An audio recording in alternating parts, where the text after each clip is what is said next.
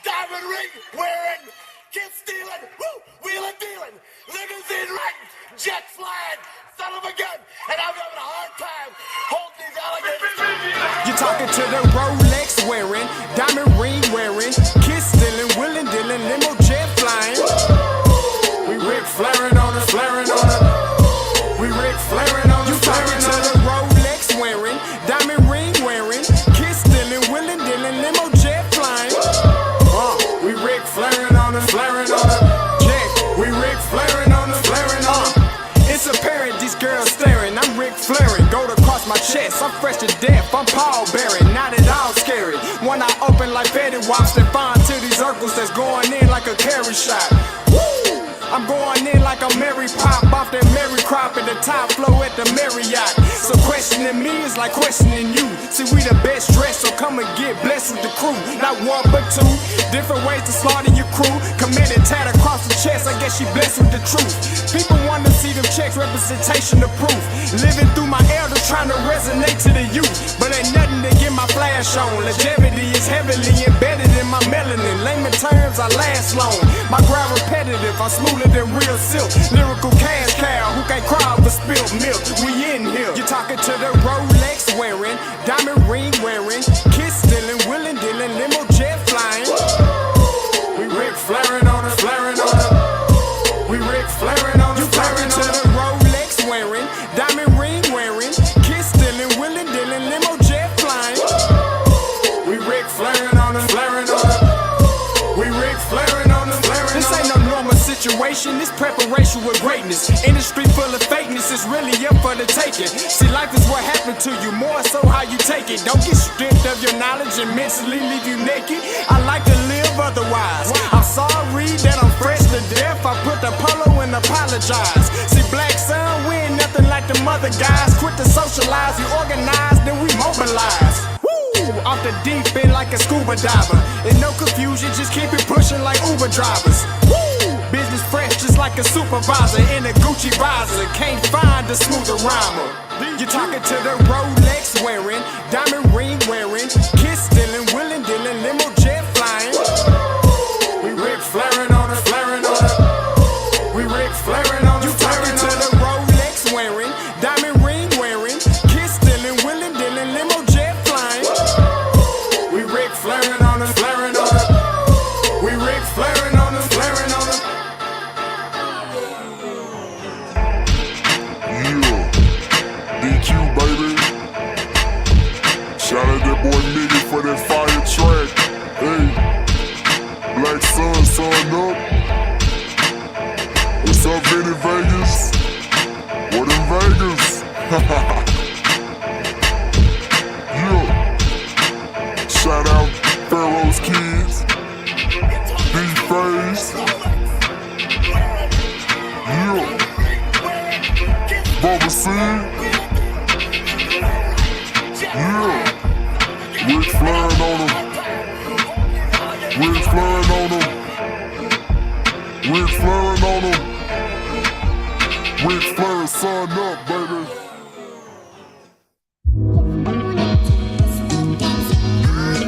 Hey, yo, Scotty, you going crazy for this one. We see what you're doing, we salute you. Hey, let's get it started. It's Backpack, Capital One. What's in your wallet? Got a call from my man, A. Scott. I said I got it. Love that you highlighting all of these black colleges. Try to pay me for doing this. Look, bruh, if you don't get off my line with that foolishness, voice of the swag, pull up where you at, no cap. If the Brody is speaking the soft facts, my advice, tune in to every show. Captain Petty, but we know that the sergeant is with the smoke. Speculate, just tell me what is we doing. Get into it, okay, look, I'ma say this and keep it moving. My boy Scotty, man, he offered the least. Black grad, paying college, I'm glad that he called me. Walking, cause we all been taught that talk is cheap. Even primetime knows Scott for the HBCU streets.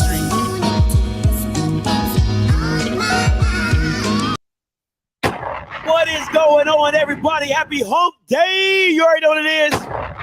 It's your boy Scotty back in the building. You already know it would usually be the breakdown today. You know what I'm saying? And how I'll go through the process of all that and Mike and the, you know, get ready and all that. But I wanted to switch it up a little bit. Thought I called it the Southern Roundup. I thought it had a nice little ring to it. So I'm going to introduce my co-host for the day. You already know what it is. One, my boy Mike Reed. And then my guy Perry White. What's going on, fellas? Man, put them pom-poms down, man. You ain't cheering for nothing Jackson State right now. Y'all on ice right now. Hey, man, it ain't no off-season in football, man.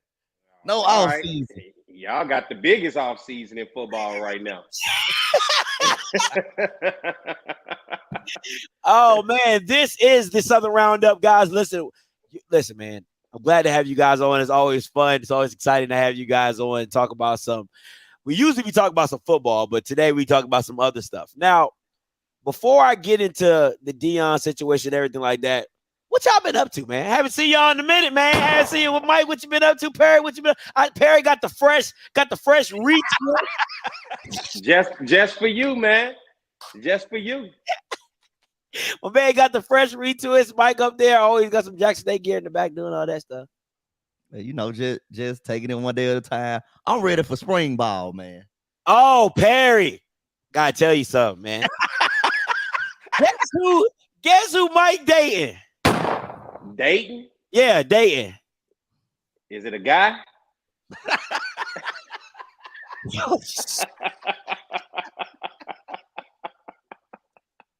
Who you dating, Mike?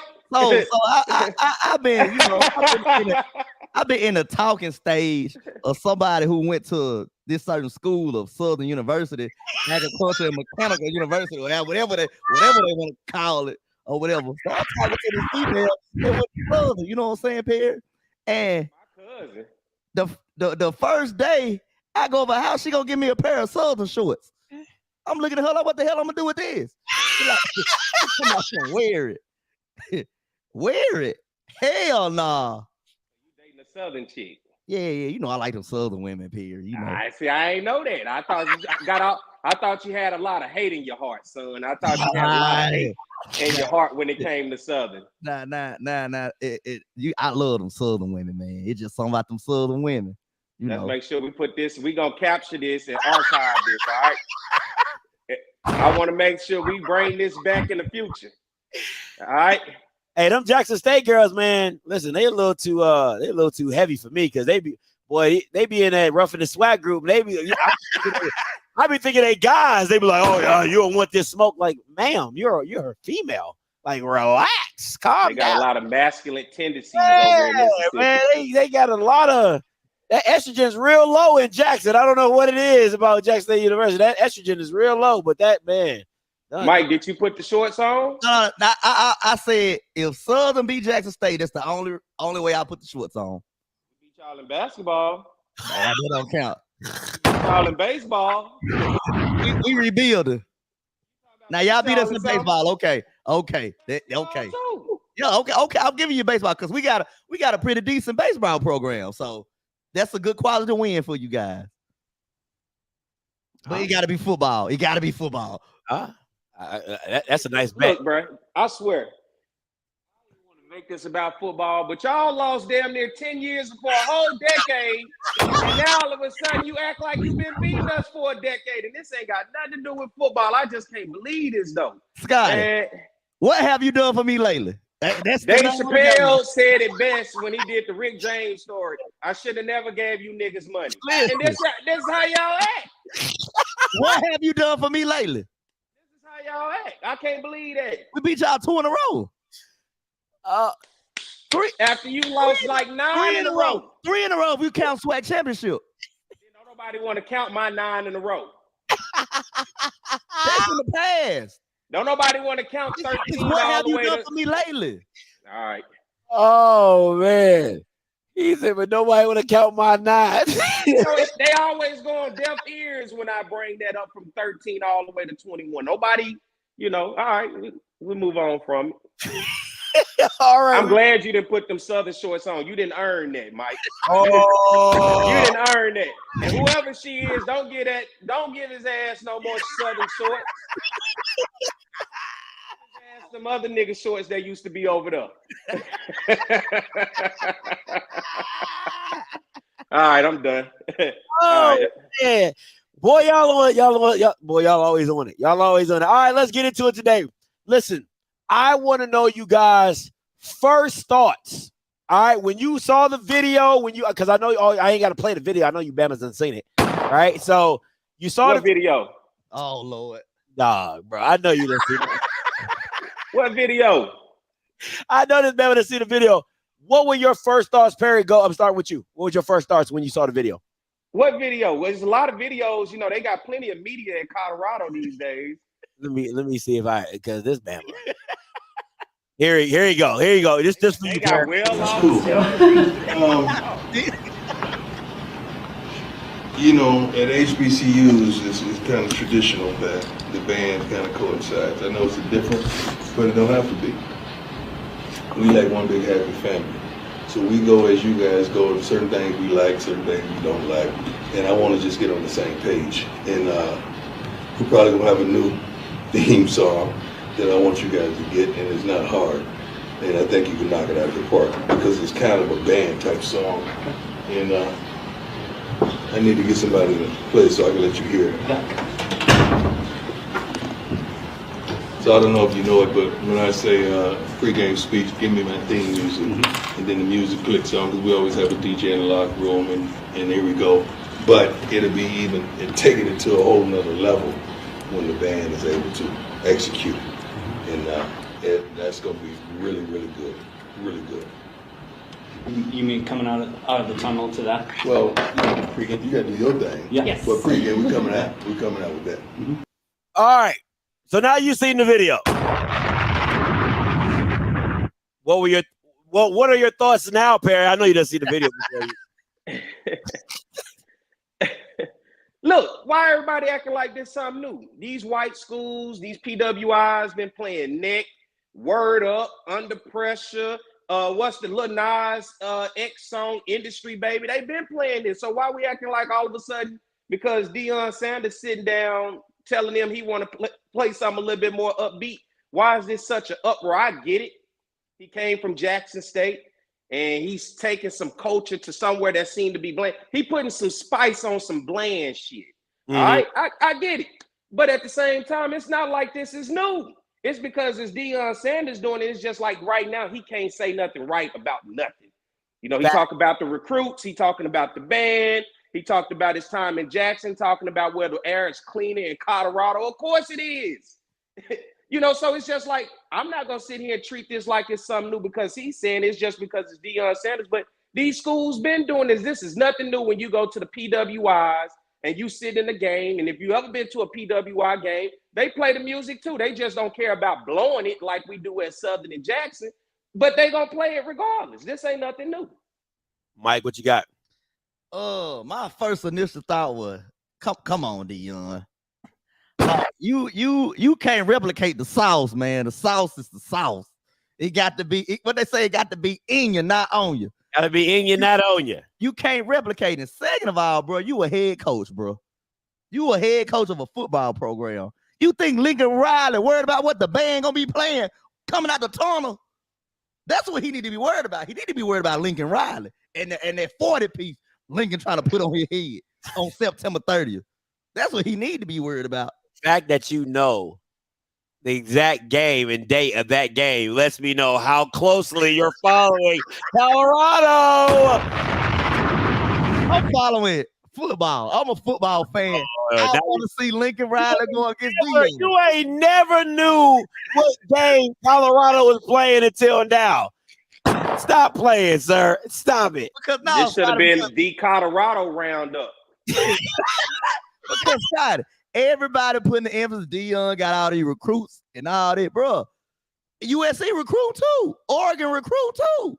So I'm ready to see, man. Lincoln Riley ain't worried about no band. He ain't worried about none of that, bro. He trying to put up 40 points on Deion. Well, what I heard was that it's in the transfer portal. Everybody, Colorado about to come out to get ready. That's what I heard. But no, I watched Southern Band but it ain't gonna do a taste the fifth- same. I watched Southern Band do a fifth quarter with LSU, with Troy, with white schools. I mean, that's what I'm saying. This is not. I get it. I'm not even worried about Deion Sanders. I don't care what he's doing. I've been let that go because he went to Colorado.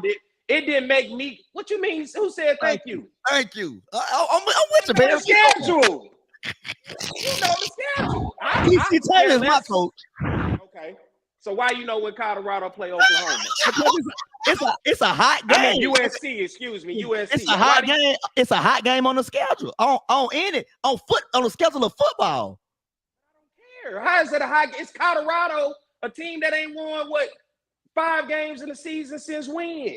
Man, everybody hyping Deion up. He going against Lincoln Riley, one of the best brains in football. I'm a football guy. I want to see how Deion gonna go against Lincoln Riley. Lincoln Riley is one of the great minds in football. I want to see it. I care less about what Deion doing in Colorado. So I'm not in the uproar. I'm not talking about Colorado. I'm talking about Lincoln Riley. Oh, concept. What we talking about right now is Deion Sanders sitting down with the band director. Why are we worried about that? If we in our HBCU bubble, I'm worried about what Southern gonna play. When we play Jackson State, I don't care less what Colorado doing. Colorado business has nothing to do with me. I thought we was ready for him to lead the SWAC. Why are we following him once he left the SWAC to be worried about what he's doing there? I can care less. And I'm a Southern fan, so I understand Jackson. You still got your heart broke. It's like the girlfriend you can't let go, but you stalking her social media. You stalking her MySpace, and you stalking her Facebook and her Twitter and her Instagram. That's what y'all doing. Leave that man alone. And I know Neely giving y'all the pregame, and y'all, he basically the pregame, so y'all still holding on to that. But man, I can care less about what the hell Colorado band gonna do. It ain't stealing the culture. Them white bands been stealing the culture since they first started playing neck. So why are we acting like this new? Somebody had to sit down with the white band director and say, can we play neck? Matthew, was it time? No, Odell Beckham, LSU banned from playing it because they get real vulgar with it. He told them, I'll pay the fine if y'all play it. What was the uproar? Wow. I don't care. Let them play what they want. Okay, so this is nothing for me to feel like culture vulture. They've been doing it. Why all of a sudden this is new? Now, I'm not calling it a culture vulture. I'm not saying culture or appropriation or whatever the hell them folks saying. I'm not saying it. Bro, you the head football coach, bro. You got other shit to be. You think TC Taylor worry about what the Boom gonna play? Man, hell no. Because he already know what they're gonna play. He already worried about that. If you a football coach, you not worried about what the band gonna be playing. Lincoln Riley not worried about the band. Nick Saban not worried about the band. Deion Sanders ain't SWAC yet. We still bringing him back to the SWAC. I thought we let him go. But Perry, it's always him. It's always him. He's the one in the relationship that they let go. I don't care about Deion Sanders as the coach at Colorado. I care when he was the coach at Jackson State. Now he's moved on. That ain't my business no more. I get it, Perry. I'm just saying, Deion is always the one that's referring back to Jackson State or HBCU. We don't mention Deion until Deion mention us. TC Taylor is our coach. TC Taylor is our coach. That's who I'm worried about. I get it. Okay. We act like this is everybody been culture vulturing off us forever. All right.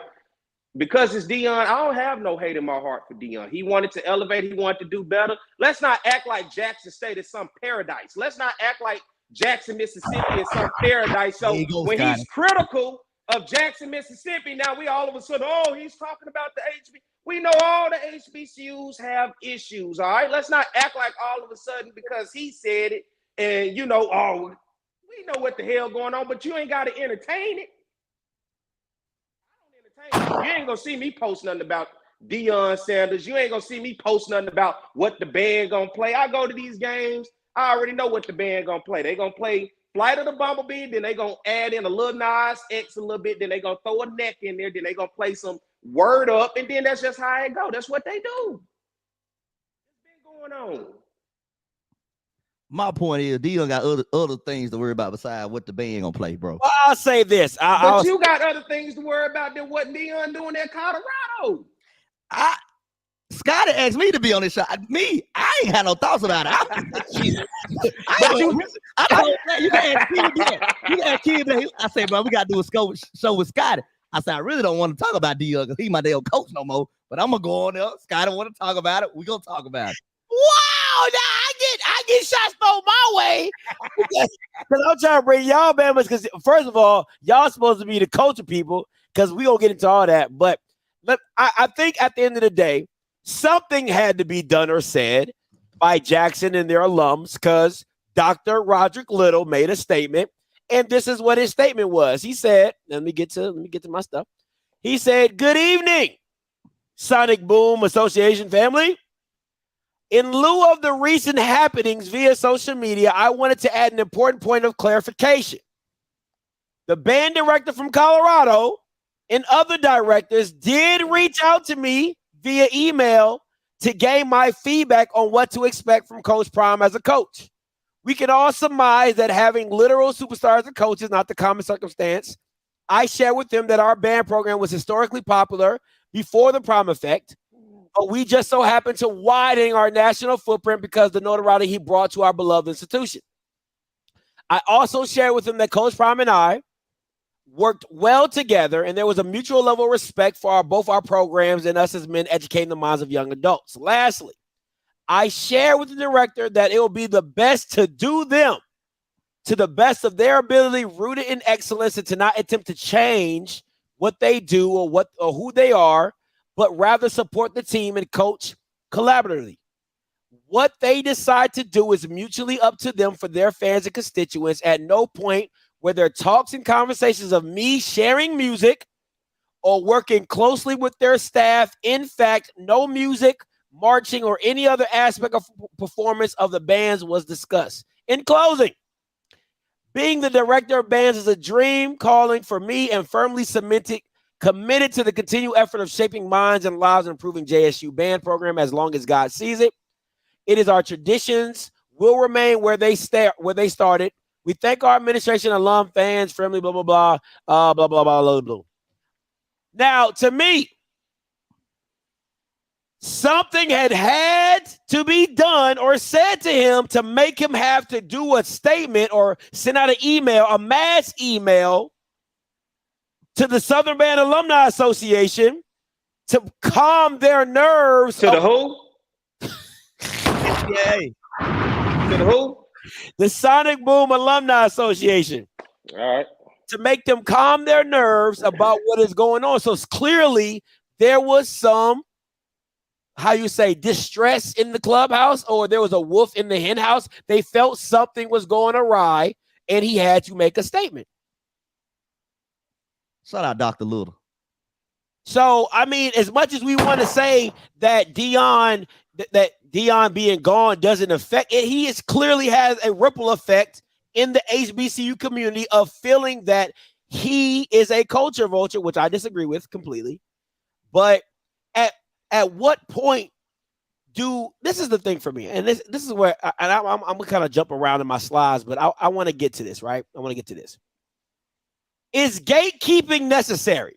Because I'm so tired of hearing it. What does this even look like? How do you gatekeep music? How do you do that? Somebody make that make sense to me.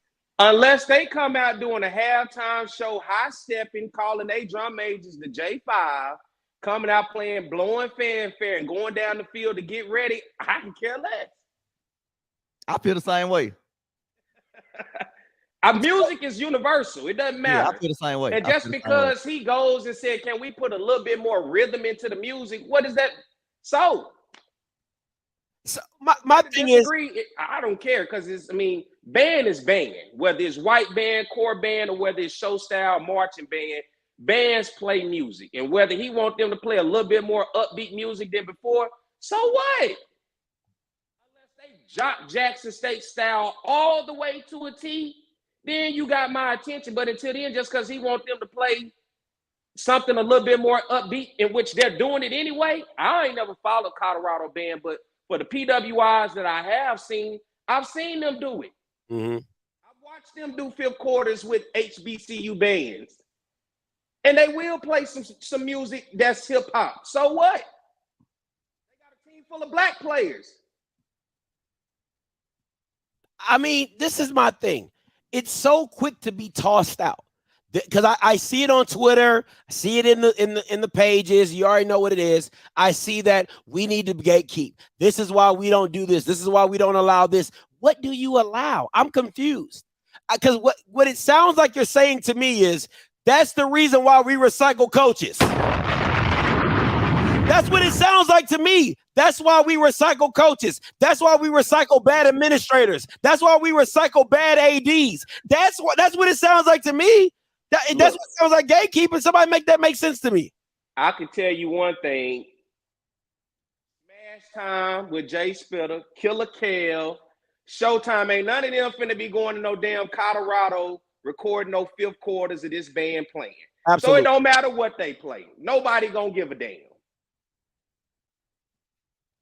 That's for me. I see people making a big deal about it. They just act like this has to be, oh my God, man, so what? We don't know what these other coaches go and talk to their band directors about. Can you play this before we come out? Can you do this before we come out? We don't know, but because it's Deion coming from the HBCU realm, and we just, as much as we say we was ready to flick him out of here and get rid of him, it sure seemed like we keep trying to pull him back. Whether he says something about HBCUs, whether he says something about Jackson State, ignore him.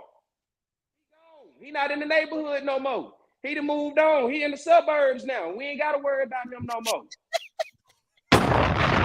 Telling him, look, I enjoyed what the hell happened at Jackson State. If he liked it so much, he should have stayed. That's fair.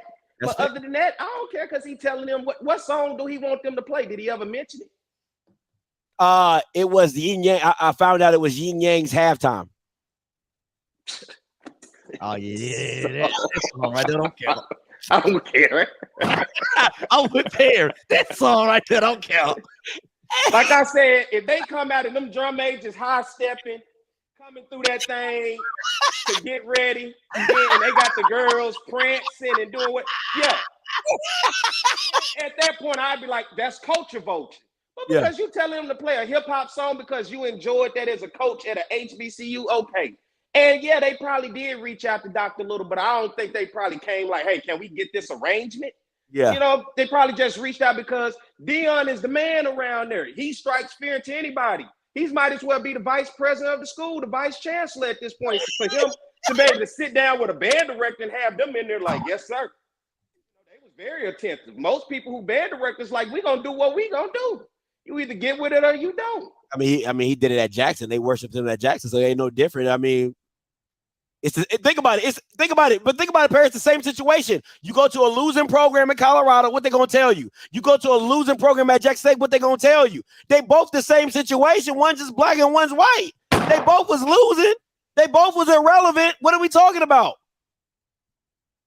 So what you gonna say when you in a situation like that? When you stuck in the mud and a guy comes with a lasso to pull you out, you gonna say no, keep moving? You ain't gonna say they're gonna help me. Just know I'm gonna watch the spring game because if they say now entering the stadium, Martin, them drum majors coming through that thing like that. Hey, Coach of Vulture, we gonna do a show that day. Yeah. If they come in, it's just another day. They may play one or two songs. So what? I mean, for me, I wanted to understand because you guys are from the culture. You guys, embody, embrace the swag. So I wanted to make it. I wanted to make it make sense to me of why all the backlash Deion is getting for asking a band to play a hip hop song. Because to me, how I see it is, just because he left Jackson doesn't mean he left his blackness in Jackson. You know what I'm saying? Like, he's still a black man who listens to rap music.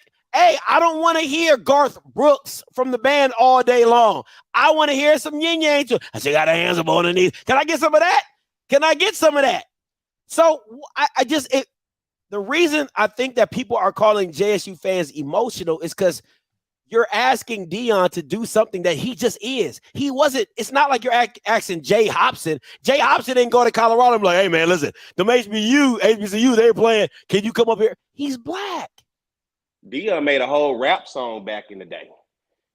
He is the coach. I mean, it's just a point to where everybody just don't like the direction in which he's going. Nobody likes the fact that he left blackness and what they feel because what was tuned into HBCUs to move on. And that's fine. To each his own. I don't care. But, it just seemed like now there's nothing he can say or do. Everybody just on his ass at this point.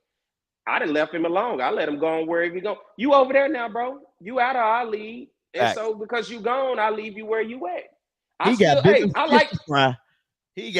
other shit he got to worry about. He better win. I don't give a damn what he talking about. Exactly. That was my next one, Scott. He better win while he worry about what the band playing. He definitely better win. From our lovely KJ. KJ put on Twitter, she said, I'm telling you, hip-hop arrangements being played by bands was originated by HBCUs. And I'm also telling you, Deion tried more than 2 songs. He also tried to import our people to train their dancers in our style of dance that JSU says specifically created. I also Word on the Street that's Word on the Street. Diana coming too. That's Word on the Street. But let me hold up. Let me ask you this. How much is too much? Because that's a lot of seasoning. I mean, how much is too much seasoning? Because if you're trying to scoop, I feel like there is I do feel like, listen, I know we clowning or whatever. I do feel like there is a very thin line between a little too much. And if you're trying to get people up there to train Colorado girls or whatever they got in Colorado to do dance and stuff like the J says, I think that's a little too much if I do say so myself. I think that's a little too much. I ain't gonna hold you. I think that's a little too much. I'm a laugh at him.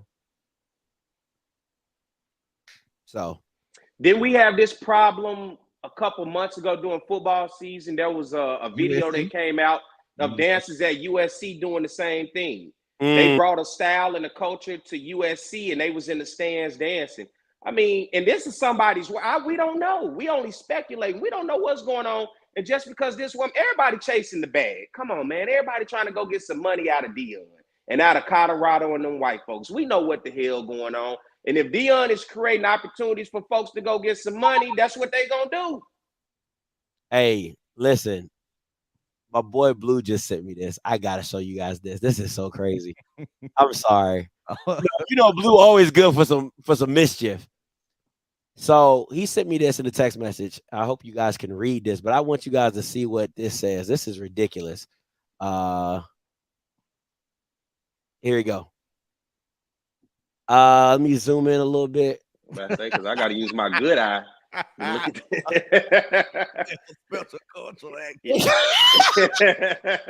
This Jake says, listen, he done gone too far now. He done gone too far now. Assistant Director of Band, Director of the Special Cultural Activities. That is another fancy word saying, hey, we trying to get black people over here. Can you find us something? Come on, Barry. That's a little much, bro. You got to say, like, that's a little much. Don't we always say we trying to get in the door where the white folks at? and he trying to, I know folks going to say, man, yes, this and that, man. Yeah, it is BS. All right, it's BS, but I don't care. When you ever been to a game and you saw the white dancers come out dancing to the black music, doing the black moves, what's the difference? Yeah. Every school is different. He's obviously trying to bring some flavor. So what? Until we see it, all we can do is speculate on what it's going to be and what it's going to look like. And we just right now just putting a big X saying, no way, this can't happen. But man, I officiate high school football, man. You know how many white schools I'm at, and them kids come out and they out there dancing, doing halftime. And I'm looking like, what the hell?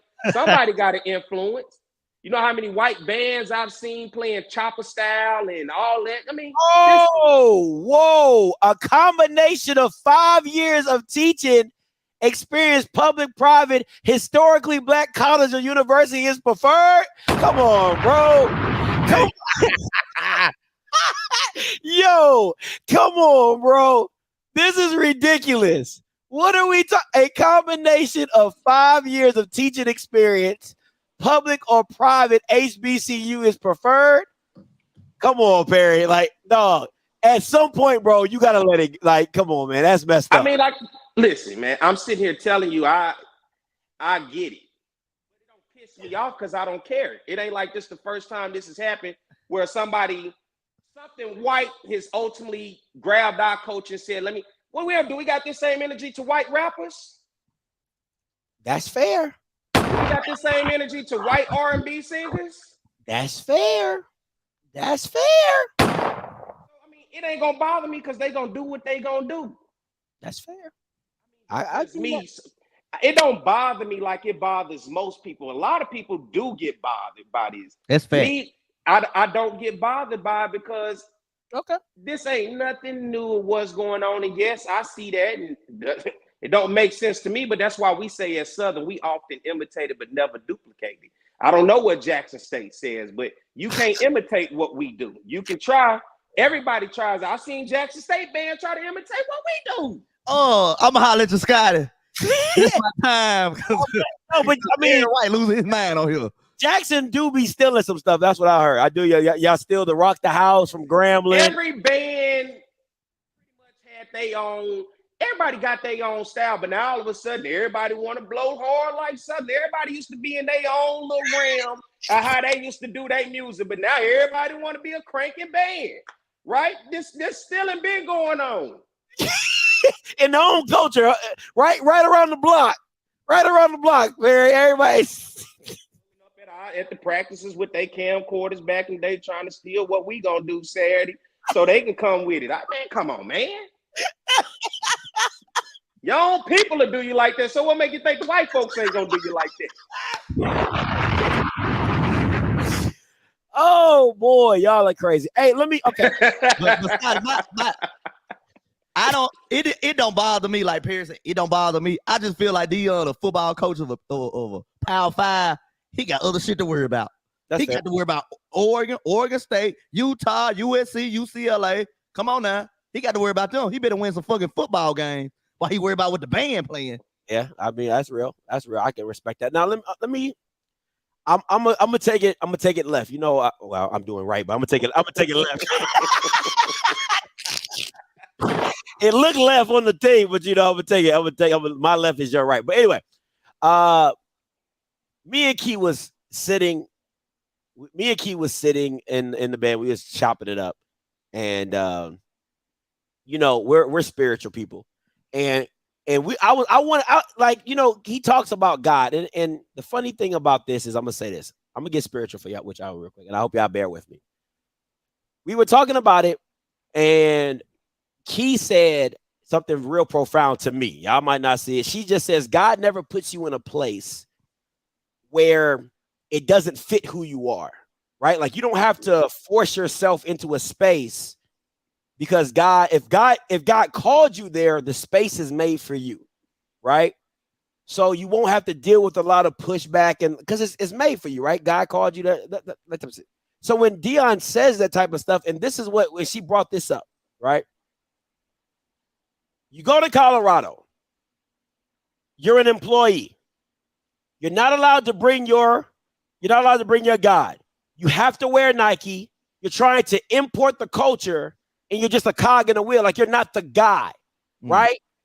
But when you were at Jackson, you were worship. God was allowed. You were able to change it to Under Armour. You impacted the culture and you were a trailblazer. So everything that you have always been, what Deion has always been, right? He's been worship everywhere. Think about that. Everywhere he went, Atlanta, Dallas, San Francisco. He's been worship. He's always brought God with him, right? Him and Nike have a bad relationship. So that's why he went to Under Armour. He's always been an impact in the culture.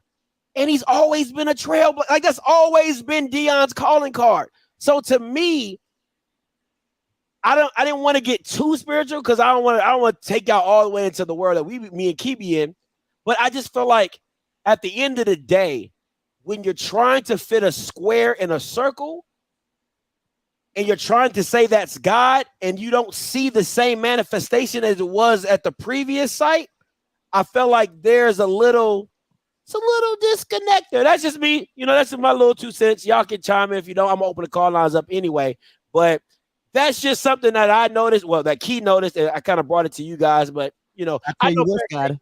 if he don't win no football game, it's gonna get worse. You can use a little gunshot on it.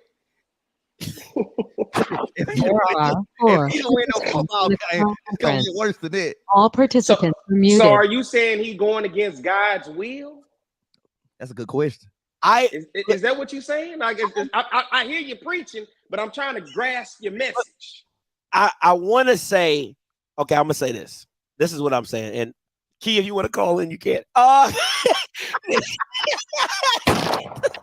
What I'm getting from it is this: is that you know the tree by the fruit that it bears, right? And the tree that Deion is trying to plant at Colorado, in my opinion, is not a fruitful tree because it's going against everything that you are. Goes against everything that you are, right? Because why would God send you to a place that he's not welcome?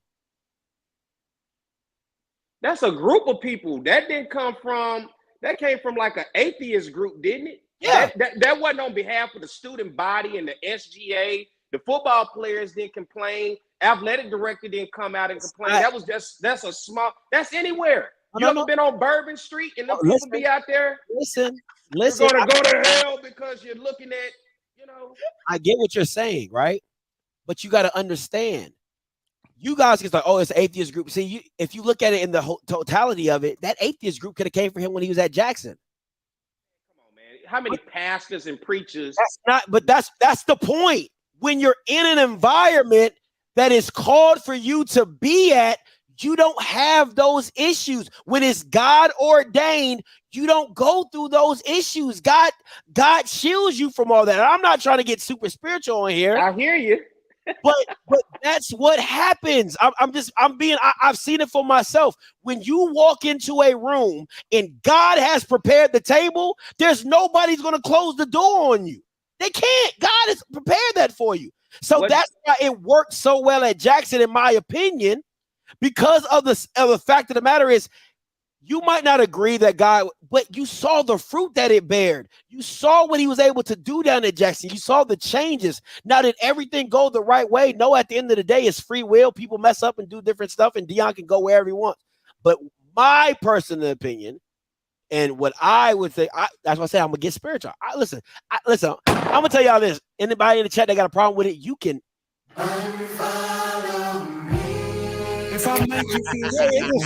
Look, you got me like the deacon in the church. Right? You can unfollow me quickly because this is it's godly over here, baby. You know what I'm saying? Like, personally, I wouldn't bring his journey spiritually into this conversation to speak on it when I don't know what his spiritual journey is for him. Mm-hmm. And I can't say what's being forced or what's being natural because I'm not there. God not speaking to me about Deion Sanders, and God not speaking to everybody. It's people's emotions speaking on to them about what Deion is doing and what he got going on over there. And they used to tell me that hating spirit, that ain't God. To be hating on somebody and to be worried about what they doing, that ain't God. That's worried about something that ain't got nothing to do with you. Because you'll miss your blessing because you're too busy worried about what they got going on. And that's why for me, Go ahead. You can finish. Go ahead, finish. Well, I'm just saying, I don't think I would go to that extent to say, basically, you're saying he going against the grain. And I wouldn't go to that extent to say he going against the grain, especially religious. It ain't like he at BYU. You know what I'm saying? It ain't like he at Colorado. So whatever he's trying to do there, it look like it's working for him. It don't look like he's forcing anything. He's look like he's a conduit of change. So it look like he's going there to change things, whether we like it or not, because we black and within our blackness, we hold on to a certain sense of pride that we feel like should nobody else have a chance to obtain or do or replicate. But that's going on anyway.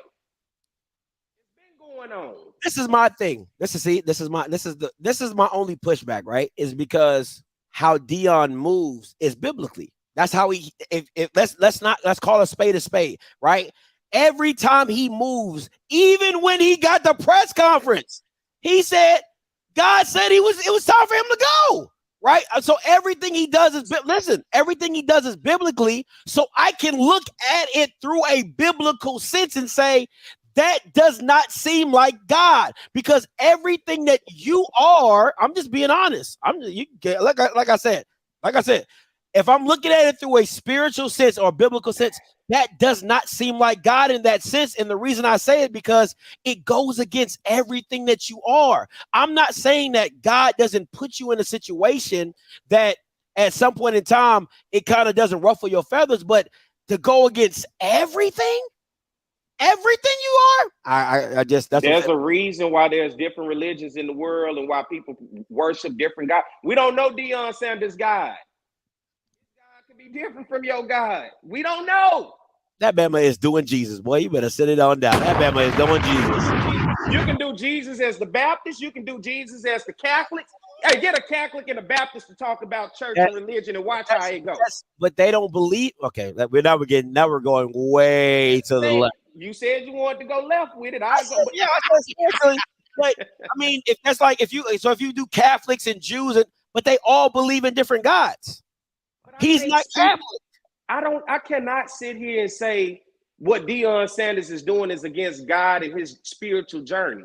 Obviously, he's been put in a position to be successful. Deion Sanders, I told you this before, he's the only person I saw get out the hood, become successful, go back to the hood and become successful again.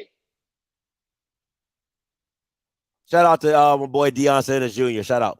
How many people have y'all known leave the hood to go back to the hood to start from ground zero to make it out again?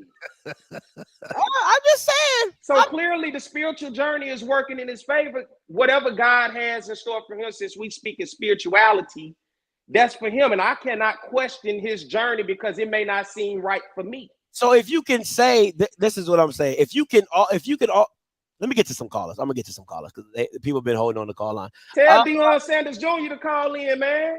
2883. Hey, Reese, coming to you. What's up, Reese? Yo, I just got one question. It's for Perry.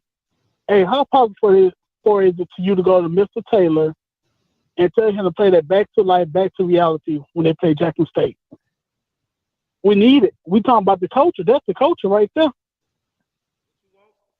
What did you say again, Reese? Repeat it. I said, how possible is it for Perry to go to Mr. Taylor, which is Southern Head Band Director, and tell him to play back to life, back to reality when they play Jackson State? So I appreciate the call, Reese. So what he said is, what I said is when they lose, everybody, the bands need to play back to life, for Jackson State fans. That's what I said in the earlier. So he was saying, if you beat Jackson, how can you get the band director to play back to life, back to reality for Jackson? That's what he's saying. Oh, reach out to him on Facebook. I can talk to him.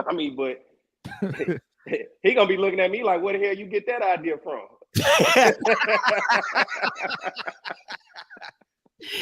Oh man! All right, NO Joe, coming to you. Hey, NO Joe. Hey, real quick, NO Joe. Hey, cut. I think somebody cut. Remember, cut 209. Hey, put your last four back in here. I missed it, but go ahead, NO Joe. First of all, on the Christian thing, majority of them believe in the same God. They just believe it's a different way to get to heaven, or a different way to get to God. Now, for the deal, man, these people are obsessed with Deion. Y'all folks, I don't follow Colorado nothing. The only way I find out what Colorado doing is JSU fans posting about them. I'm talking about the same JSU fans used to call and harass you defending for Deion Sanders. Y'all leave that man alone. Y'all making him go viral by posting this shit. Everything they do, y'all post. Y'all saying something about it.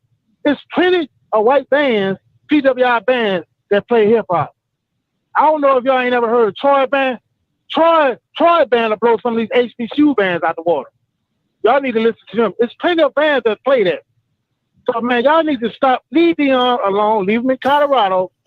I know JSU fans, I ain't gonna say JSU fans, but promise, I know y'all salty. I know y'all sad. But let the man do what he do. Stop worrying about what he's doing. Y'all making the man go viral. Y'all tweeting about the man every day. He doing this. He doing this. We would never know if y'all tweet about him. That's all I got to say, man. Hey, appreciate it. Appreciate the call. And I will say this. He over there getting that white money. How many folks will leave their job getting half to go over there to get more?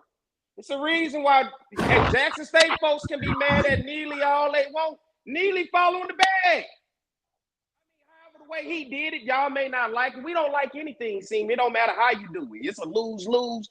But if folks following the bag, are we mad that he took the coach from Valley to go over there? The man making a hell of a lot more money with having to worry about less problems. Headache. Yeah, well, less headache. I mean, this is it's like when the whole idea in the world is to, as much as we don't want to say we want to be close to whiteness, but we understand what runs the world in terms of capitalism and money. Yeah. And so, there are certain doors that if you want to get to the top, if you want to be in a certain tax bracket, you're going to have to get through a certain door that's going to ultimately not look like the same door you came out of with black folks. Yeah. But because you go through that door and get a level of success and doing things does not mean you lose your blackness and that you forgot where you come from. You just got to switch it up a little bit. All Deion doing to me is just switching it up a little bit. But we so focused on the fact that he's switching it up that we're making a big deal about it. And for me, it's not a big deal. All right. Here's Deion Sanders Jr. Oh, my boy. What's up, man? What's good, man? Talk to us. No, I'm just on here, bro. I'll be watching the show. Now everybody know I watch the show, man. I mess with listen, this is my point right here, but it's my point right here. I don't give a damn about, I can't speak on nobody's spiritual journey. I really don't care about the band stuff. I just hope your daddy win, bro, because if he don't. Now he ain't go fanning now. He fanning now. I didn't listen. Because, this is my point, because he a black coach at a PWI. Come on now, you know they do them black coaches real. Look at Charlie Strong. They do us bad. They do us bad when we don't win. So that's my point. So the thing, my bad. Thing about Colorado, when he always mentions Rick George, because you gotta understand, Rick, the last 2-3 coaches he hired were black coaches. So like, Rick messed with the culture. He messed with black people. So like, I guess I'm responding to Scotty. Like, it might be a nice fit, bro. You know what I'm saying? I'm not disagreeing with what you were saying with God and blah, blah, but it might be a nice fit. Okay. But what you saying, at the end of the day, we got to win. Bottom line, yeah, we got to win. Oh, God. Let me ask you this. Is the air really that much better in Colorado than Mississippi? Huh? I mean, it's... What you mean by that question? Tell me what you mean by that question. I'm going by what Senior said. Senior said, God. When he took a deep breath, he said, that air tastes a little bit better out here than it did in Mississippi. That's all I'm saying. Did the air taste better in Colorado than it do in Mississippi? No, that's funny. I ain't hear him say, but that's funny. You didn't hear your dad say that? All right, I got another question for you. How many police officers have you seen patrolling since you've been out there? And they had 3 shootings. So honestly, bro, and I'm not even trying to play it or whatever, just being honest. I haven't really, like, on the road driving, I haven't really seen any. All right. No, that's real. That's real. Hey, but you'll see them, like, they'll sit, like, outside the school or, like, in a parking lot or something, but just driving, like, on the road, like, bro, I could be going 100. Like, you just don't see any policemen. You just be like, bro, where the heck is all the policemen at?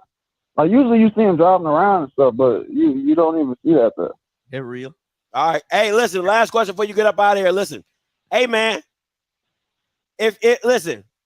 What is going to happen? Where do you see the season landing for y'all? What's the record? I don't want to talk about football. I want to talk about the football. Okay, relax. Where do you see yourselves landing in the Pac-12? You know what I'm saying? Because I got money on it says y'all don't win 6 games. I got money on that. I got $300 says y'all don't win 6 games. So where do you see y'all falling in that whole Pac-12 range? And we'll let you go after that.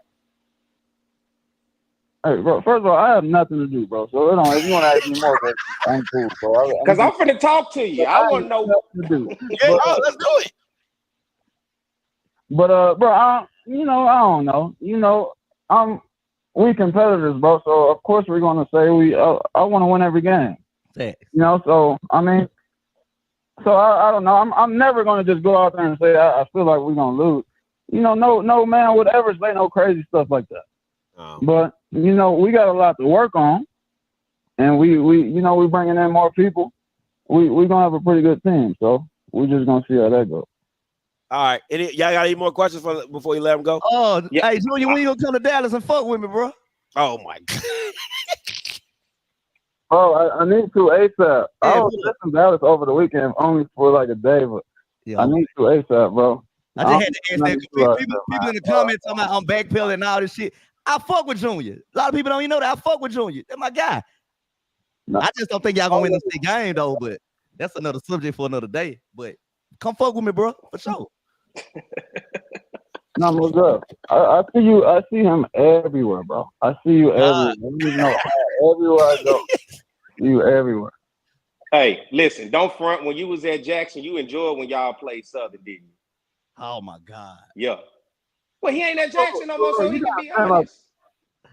You understand? We love Jackson, bro. Oh God. Of course. I love Jackson. I get that, but I'm saying y'all enjoyed when you played Southern though. You like that energy and that swag when y'all played Southern, didn't you? Oh yeah, it was turned up.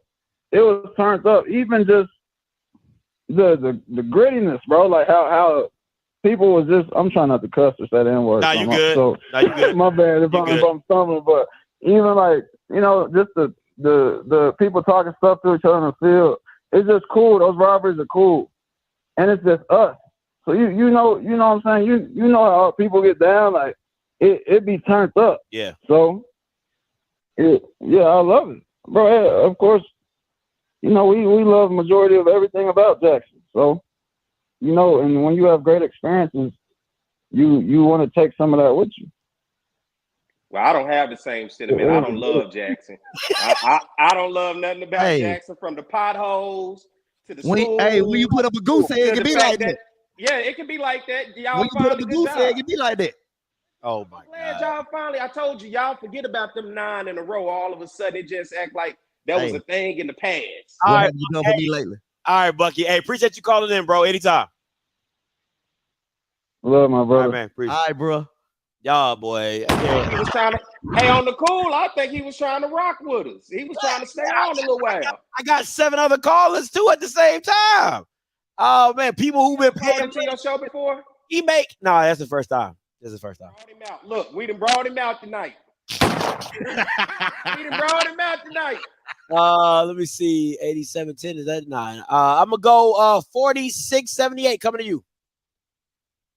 Hey, caller, you live. What's up, Scotty? What's good? What's up, Scotty? Salute to the panel, man. Talk to me.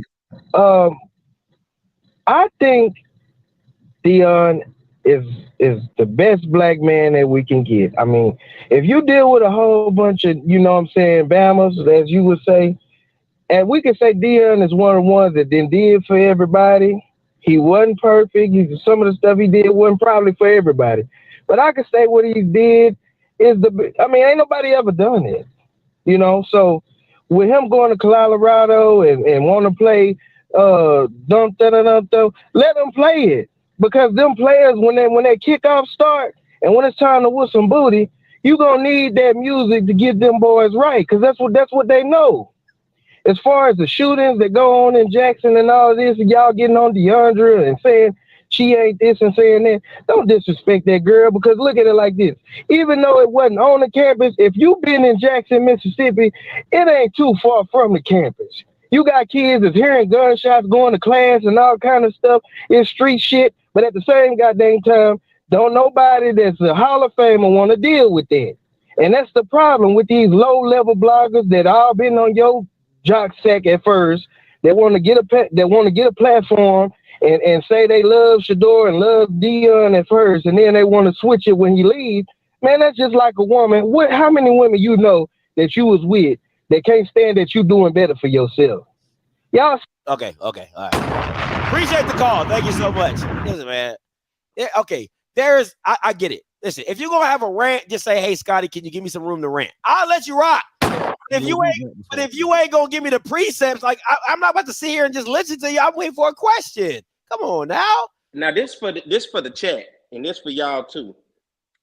Would it be fucked up if Deion called me and was like, "Hey, Perry, I want you to come to Colorado and do something"? I say, you know what? I'm gone. It ain't gonna take away my blackness. I still went to 2 HBCUs. I'm still gonna be familiar. It ain't gonna take away your blackness. It's how you do it. You can't shit on your old institution while you up at your new one. That's just how you do it. But see, me, I'll be walking around there with a little Southern gear on too. They gonna, so they know what it is. You get what I'm saying? So it's and we get it. You know, when you do as the Romans do. So every now and then you gonna have Colorado gear on. We get it, but you don't shit on your own spot because you got a new spot. That's the thing. That's the issue. What I'm saying. But I just like, does that, in a community, what will they label me as a sellout? I wouldn't.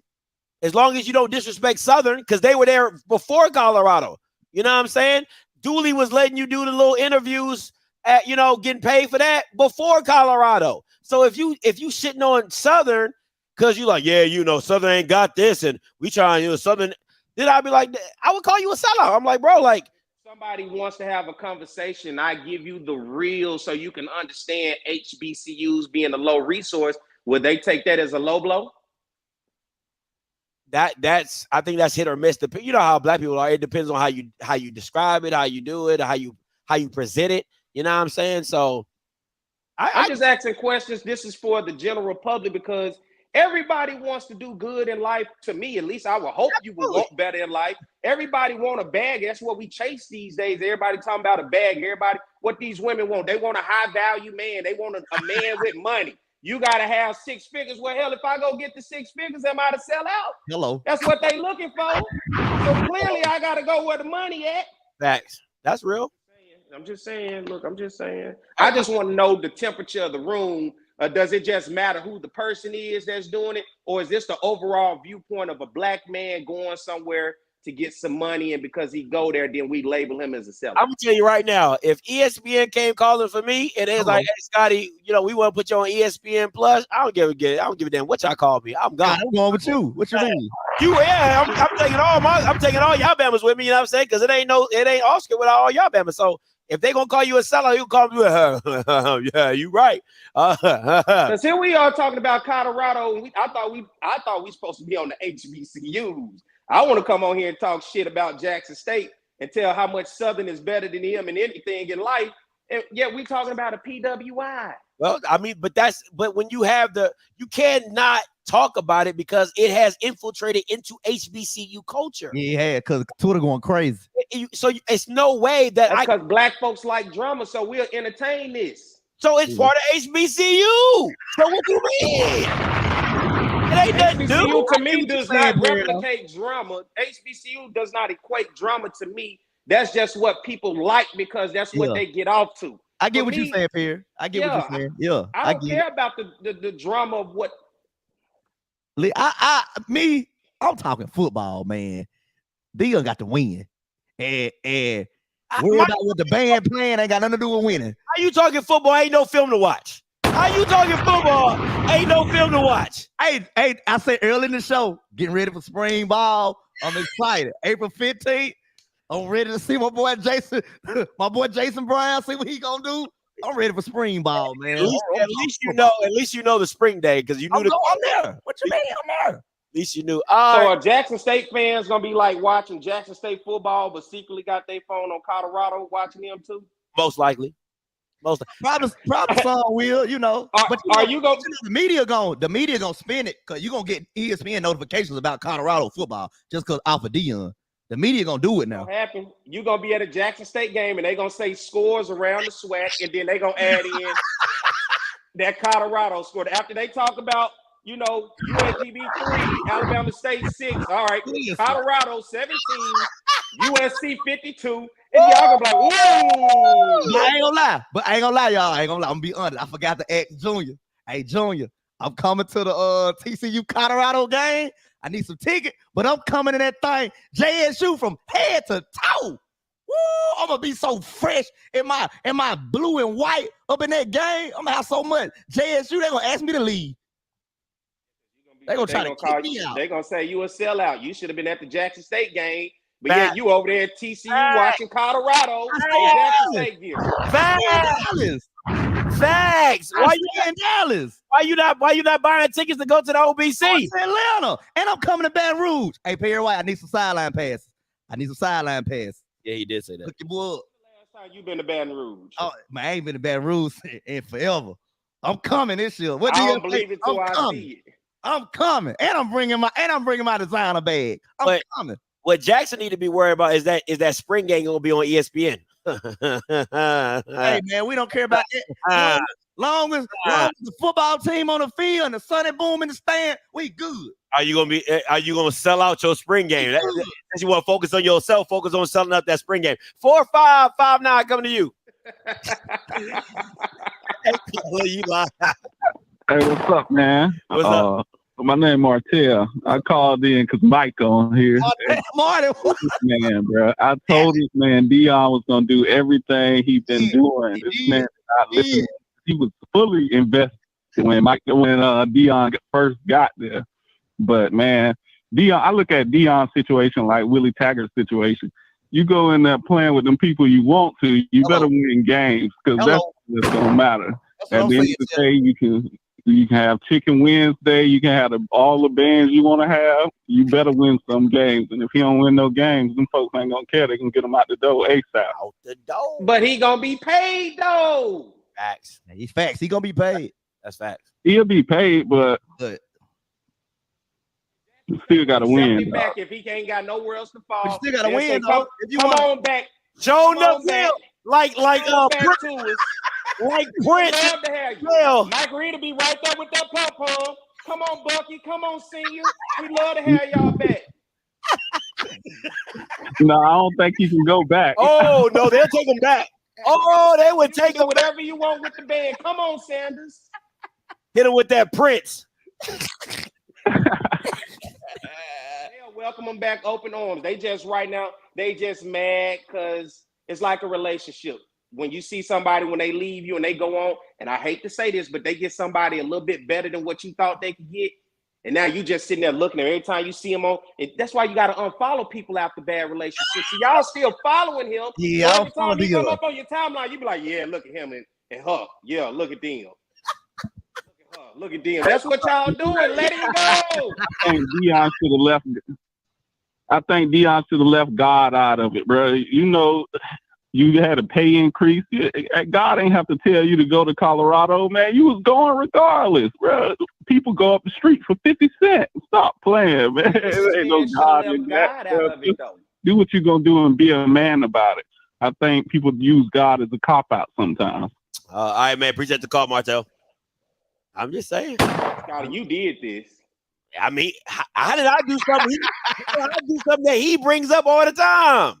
But I didn't know you was gonna use it against him. I'm not using it against him. I'm just saying that's what Scotty been saying it though. Scotty been saying it. I'm gonna be real. I mean, all I said was when Deion first came into the space, I said, you know what I'm saying? The reason people got emotional is because you used God in the beginning. Everything that he said was fine. I'm not even saying that God did not call Deion to Jackson. I'm just saying when you do what you do and you leave the way you did and you were saying God this, God that, and you're in the Bible Belt, that it got people hemmed up like a Baptist preacher, and they got emotional and they like, hey man, you just gonna leave us high and dry like that, and you know, it's what every politician do during candidate season when they show up to your church. That white man, white woman coming to your black church, and they talk to the congregation, and then they say they gonna do this. Then you don't ever see them again until the next election. That's fair. 7981 coming to you. What's up, Sean? What up, Scotty? What up, Mike and Perry? What's good with you, man? What's up with you? Not much. Hey, real quick, I just want to kind of, move past the whole God thing, because I think all Christians use God in some form or fashion to express themselves when something positive happens in their lives. and it's consistent no matter who it is. If it's a low level, I go to church on First Sunday Christian or on Easter Christian or the weekly and month, whatever your attendance record is, everyone does that. You know what I'm saying? So some good or positive happen, people do that. So that's the way I look at it when everybody does that around me, because, I don't follow that, but I respect everybody's personal beliefs and stuff like that. So when we move past that and we just face the facts, Scotty, you have some points. Perry got some points. Mike just trying to remain neutral so he can stay cool with Bucky. But the whole thing is, the whole thing is, we knew that if the opportunity was too good, it couldn't be passed up, regardless of the situation. It's unfortunate for JSU and all the alumni fan base, right? Because so much was put into this man, and I mean that. But have y'all not learned about putting all that energy into your pastors, your bishops, your deacons, and so on and so forth? Because you keep worshiping man, and man will fail you every time. You gotta, if you got faith in something, keep your faith in that, but move on. But don't give all your faith in man. Come on. You know what I'm saying? We make mistakes, and y'all act like a mistake can't be happening. But that's all I got, man. Y'all can go ahead, man. No, Hey, you Mike, good. my boy, Sean preaching. Sean was preaching. I gotta give him that one. He was preaching till he mentioned me. because I don't like the God stuff. I don't speak on that stuff. I don't speak on number football, man. I'm football. He didn't say nothing about you and God. He said you was just hey, football, man. I'll like somebody said in the chat that God stuff personal. I don't give personal. Like when his sister came, I said what she said. Scotty, you can bring up the tape. I didn't speak on it. What's any different than when y'all lying talking about getting y'all windows bust out and your tires flattened when you come to Baton Rouge, and that ain't happening? Oh my God. Y'all do us like that? Cause you know mad because she said that, and that was happening in Jackson? It happens. When the last time you been to Baton Rouge?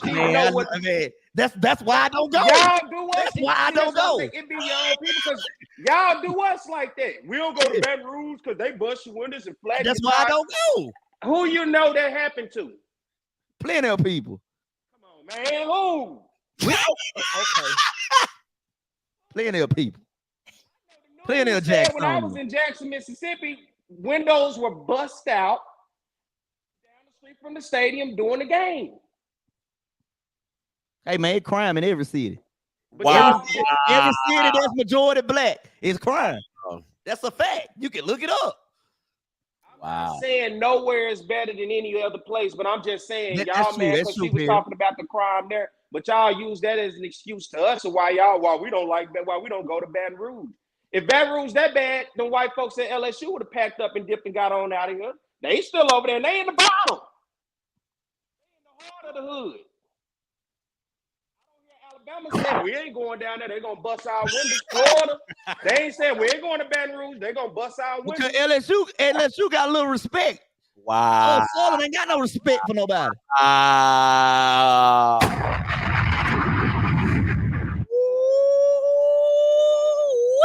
I like when Perry come on. Back in the day, I used to watch Showtime at the Apollo. Right now, the Sandman would have got your ass off the stage. Right now, he would have swept. Come on, man. Don't be saying nothing like that. Come on, man. Ellis, you got respect. Let me see. I'm going to go 78-88 coming to you. Hey, calling you live. Hey, what's going on, my brother?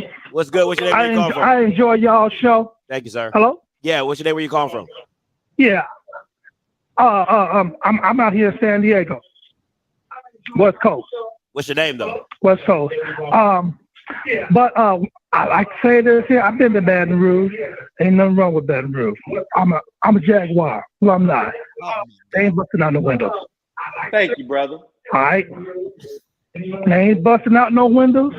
I was there for 3 weeks. Homecoming. Nothing happened. Why would your windows get busted at homecoming? You playing your little cupcake ass schedule. Man, go on somewhere. Now you missing the point, Scotty. Scotty, no, you missing the point. Because it's homecoming, there is a lot of people. Because you think a lot of people, you would think you susceptible to get something to happen. That's all. He ain't telling you about the football opponent. He telling you about the atmosphere. It's gonna be all Southern people. Why would your cars get busted into when it's all Southern people? One thing about us, though, you think is all people come from far and wide to come to a Southern homecoming.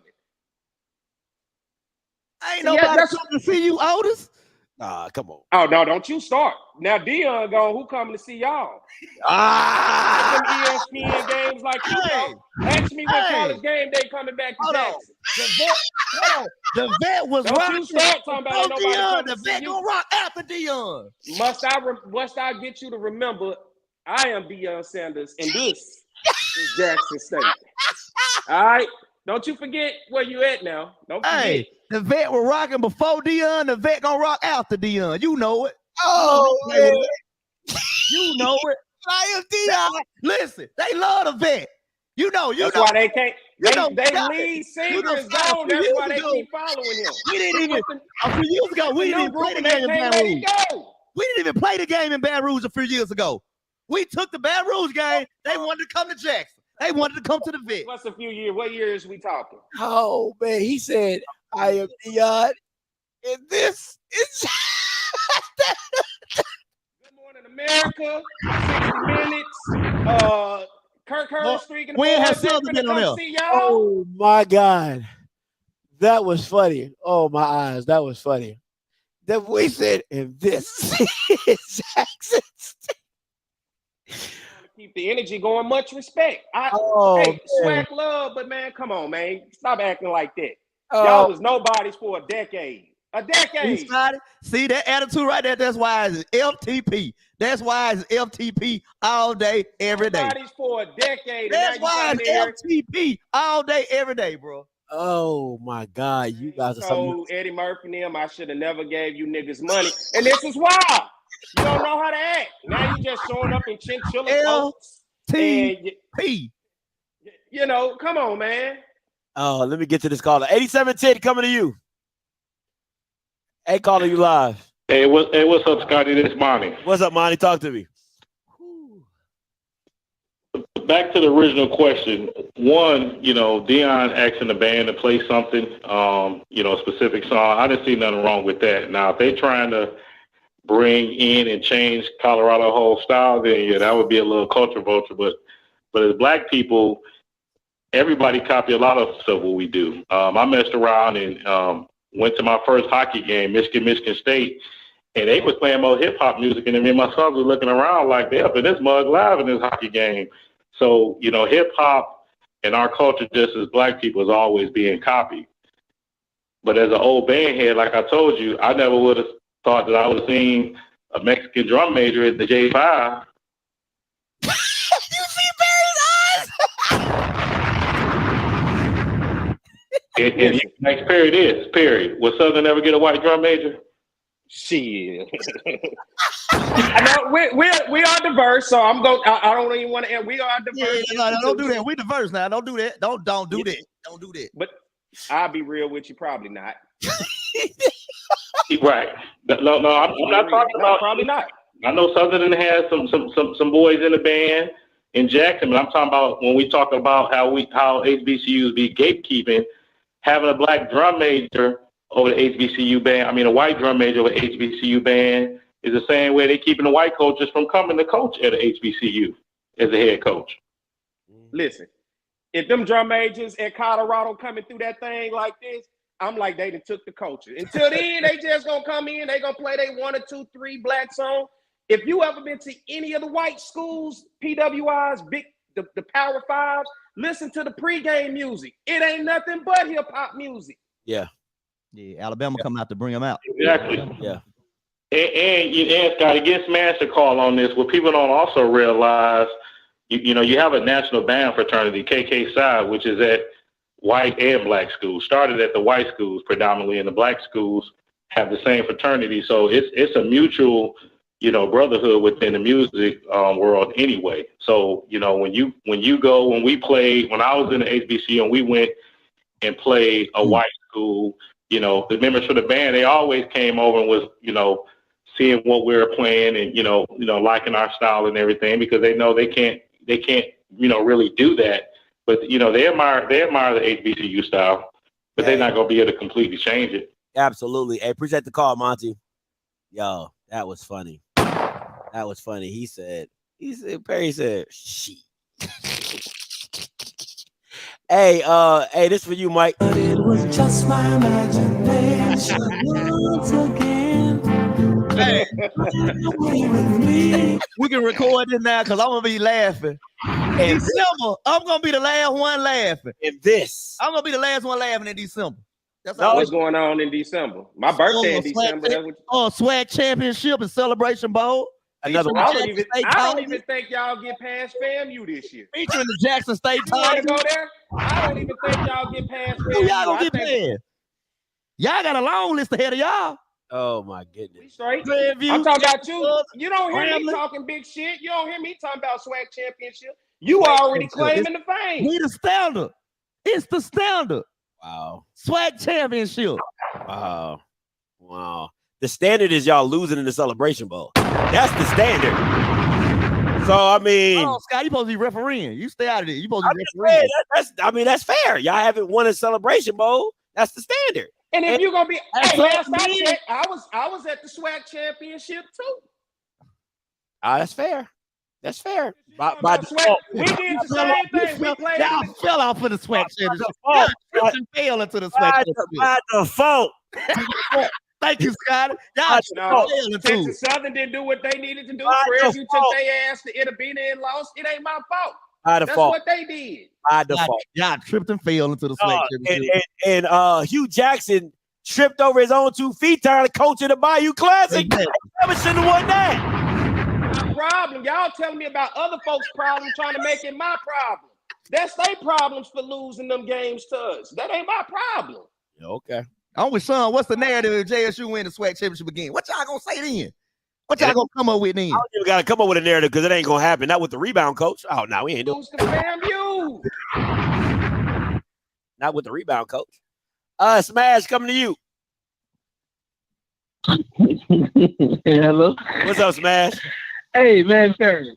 Hey, listen, bro. Man, my phone was blowing up. I actually was coming from the Jackson State game the other day when that shit was happening.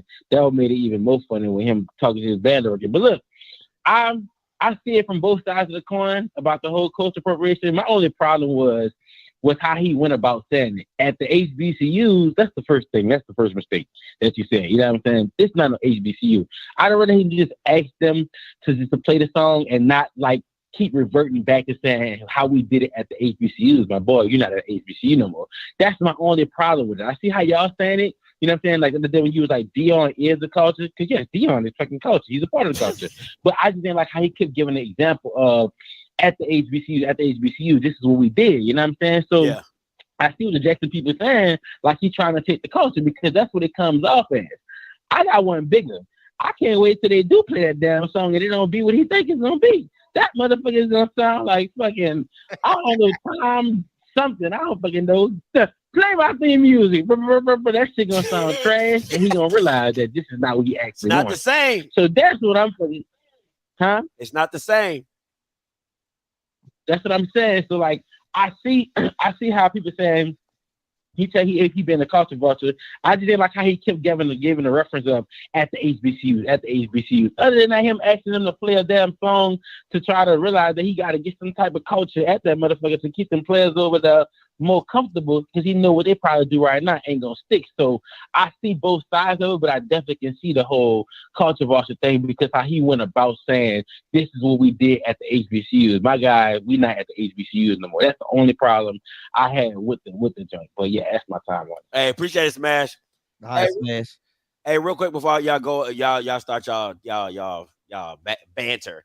Listen, if you're interested in getting interviewed for the Why I Love My HBCU series, go to the video in the link in the description below. You can sign into that. All right. I've been doing an interview series of Why I Love My HBCU with graduates of HBCUs. All right. So if you're interested in that, go to the video. go to the link in below, fill the link out, and I'll get you on the next series for the round 2 of Why I Love My HBCU. I just keep going back to say that regardless if Deion Sanders is using the word HBCU, these schools watching what the HBCU is doing anyway. Facts. I'm just saying, why are we acting like all of a sudden this is just something new? Like, oh my God, they watching what we doing. They've been doing, trying to do. You don't think LSU band director is a Jackson State graduate? Facts. You don't think when he sit down in there that he's like, you know what? Let's try to incorporate a couple things. They playing what's the song? They play a few black songs. I just can't think of it at the top of my head, but I'm just saying, let's just not act like he's the only one. Somebody recorded him saying it. But trust me, it's other folks sitting in them meetings with them white band directors saying the same thing of what they saw at HBCU and what they doing too. Yeah. That's all I'm saying. Football coach ain't. You don't know that. Lincoln Riley ain't. Because they ain't never been to no HBCUs. Culture. When was the last black coach from a SWAC school or HBCU got a Power 5 head coaching job? Jay Hobson. Oh, no, never mind. No, you said Power 5. That's a group of 5. You said Power 5. It's a group of 5, yeah. Not never. So he's in a new realm, so it's new to us. So how we taking it is, oh my God, man, it just. All right, let me get to this. Coach D, coming to you. What's up, Coach D? Hey, what's going on? Hey, Scotty. Hey, Perry. Hey, Mike. How are y'all? What's going on, Coach D? How you doing? All right. Hold on. Let me do a tester right quick, Scotty. I got to get ready. Back to life. Hey. Back to reality. Come okay. on. I love it. All right. So one of the things I had to address this culture vulture mess. So did anybody have a problem when Prime brought his pro football and Power 5 acumen to the HBC, well, let me not say HBCU, to Jackson State? Did anybody have a problem when he brought his recruiting prowess there, recruiting 5 stars and 4 stars? He wasn't doing that before. So he brought his culture from their culture of how to recruit 5 stars and 4 stars and when to start recruiting them. Did anybody say anything when he brought his NFL coaches and Power 5 coaching staff to Texas State? No. Did anybody say anything when he brought a winning culture? What about his affirmations? You look good, you feel good. You feel good, you play good. And when you play good, they pay good. Okay, no. Did anybody have any problem when he brought his pro football and Hall of Fame friends around? That was from his Hall of Fame, his Ritzy culture. Nobody had a problem, did they? What about Michael Strahan's custom suits? That wasn't what you was used to. You got a custom suit. That's the rich people do. Well, did anybody say anything when he did? Was he a culture vulture then? What about the facilities and making them feel as they was Power 5 so they could play like Power 5 players? So he brought a Power 5 culture to HBCU to help start a culture of winning in football instead of just coming to the games to watch the band. Now you're coming to watch football. Now, what about all the podcasting, like Perry said earlier, 60 Minutes and all of the Pivot and the I Am Athlete, all those things? Was that too much? Was that too much, Stephen? Nobody said anything. Was he a culture vulture then because he brought all those things from another culture that he had learned from? Oh, but it's cool when y'all do it. It's a problem when he do it. You know the next line. Y'all have a nice day. All right, Coach D. All right, listen, I know a lot of you guys are going to disagree with her, but I look at it like this, and I'm going to be, you know me, I'm going to keep it a buck with y'all. I was hearing people say, and I even said it a couple times, that I thought Deion was whitewashing Jackson State by bringing in Barstool and letting them profit off of HBCUs. You did say that.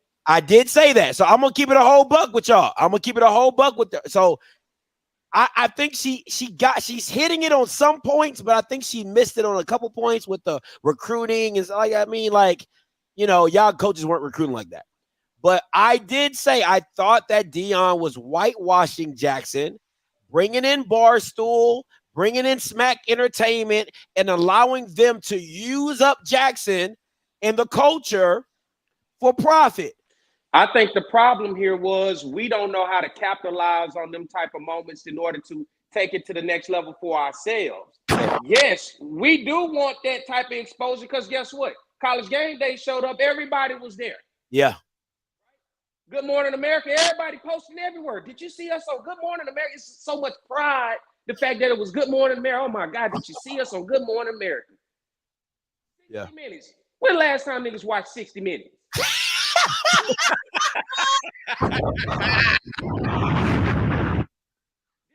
Oh my God, Jackson State folks, we on 60 Minutes. What y'all doing? Where y'all? I mean, you got to learn how to take advantage of that. You just gave your stuff away more so than you tried to find a way to capitalize on. You can't be these people. You remember I said it's about capitalism. Yeah. It's about money. Yeah, it's about money. But see, we like more just being seen, being a title. Look at me, I'm on TV. But it's more to it than that. How can you capitalize off that? If you got Barstool, you know what? Let's get some student interns for Barstool. Hello. If you're going to have ESPN showing half of Jackson State games, let's get some interns from around the conference to go now work for ESPN. It's all about the mindset of what goes instead of just being happy to be here. I'm glad they showing to see it's different levels to this. Go ahead, B. Finish up. And what I was saying is it goes back. Deion Sanders got out the hood, became successful, and became in that white world. That's how he maneuvered. That's why he's still relevant today. To this day, it ain't because of football, it's because of him being on television and social media. Then guess what? He left that and went back into the hood. He became successful again. He did it first being a football player and then being at the pinnacle, football and baseball. Then he came back and did it as a coach, and now he's back at the top again. But how many times do you see that happening? And because he did that, he brought something from a world that he'd been in for 30 plus years to people who don't understand it. And because what black folks don't understand, we typically look at it as a problem because we so content in our ways and the things of how it's been going, what it used to be and what it still is. I'm not saying everything he did was right. Everything was perfect. But I'm just saying, when you get opportunities like that, how do you capitalize off of it instead of just being happy to be in the moment? And I, oh my gosh, it's like I feel like I'm a repeating record because, and Mike, am I lying? From day one, I said, how is Jackson making money off the stuff that is going? That's all I kept saying. I said, how is Jackson making money off well-off media? How is Jackson making money off of Barstool Sports? How is Jackson making money off the pregame show? Because everybody's making money off of you. How are you making money off of them? Colorado's showing you how to capitalize off of it. I'm talking about they getting the bag every which way. I've been saying this from day one. I said the second season of Deion should have been the biggest.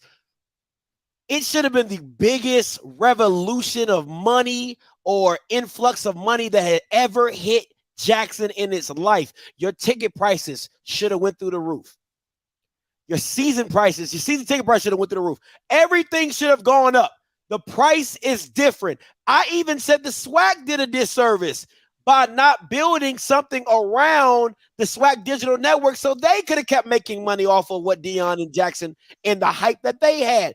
So what happens is when you can't blame white people for seeing an opportunity, stepping in that opportunity, and then getting all they can get out of it, and then saying, okay, we out. When you didn't see it and you didn't want to I don't want to say you didn't want to. You didn't know how to capitalize. So I'll give you the spring season. I'll give you the first season. But the second season, when you knew you was the shit, you knew you was probably going to run the table again. Mike, you was saying 12-0 from the jump. Man, listen, I would have been making money hand over fist. So last thing, Perry, and I'm gonna let you go. The thing I have a problem with, right, is that everybody surrounding Jackson had something to say. Everybody surrounding Jackson had something to say. They ain't doing this. They ain't doing that. They ain't doing this. Now the fact of the matter is Deion is gone. He is no longer pushing the brand of the SWAC. Where's the Dooleys? Where's the Eddie Robs? Where's the McNairs? Where's the Willie Simmons? Where are all these coaches that now have to pick up the bag that Deion has dropped and the mantle that he has dropped and run with it and now promote the SWAC? You can no longer just sit in the back in the cut and say, oh, we're the SWAC. That don't mean shit. That don't mean nothing. That's what we should be worried about more than what the hell Colorado band about to be playing. Who they hiring and who they getting. I don't give a damn. Colorado ain't the first school and they not going to be the last school to try to pinch off of what black folks doing. They not going to be the last entity that's doing it. All right. It ain't going to start and end with them. It's going to keep on going. So, hey, you can entertain it and be mad all day, but I got peace in my heart. I let them do what they do because I'm back to what I like. That's why you hear me preach and talk Southern. I'm going to talk Southern all day. I'm going to rep my HBCUs. I'm going to talk shit about Jackson and whatever other school, but at the end of the day, you know what I love. You know what I like. I come back to the HBCU, and I don't let the outside noise deflect what's really, at the end of the day, what I love. No matter where I go a lot of places with Southern stuff on, whether they know what Southern is or not. That's when I educate you. Because clearly, if you went to this school and you don't know who we are and don't know about HBCUs, but I know about your school, I might be ahead of you because clearly I know a little bit more than you. I never. That's a good way to look at it. It's a damn good way to look at it. It's a damn good way to look. I would have about you and me. That's a damn good way to look at it. You know, that's just how I feel about it. So at the end of the day, whatever Colorado got going, whether it's Deion or whether whoever it is, this happens every day. But we just can't let Deion Sanders go. Culture vulture happens all the time. Absolutely. What's the white girl? Iggy Azalea?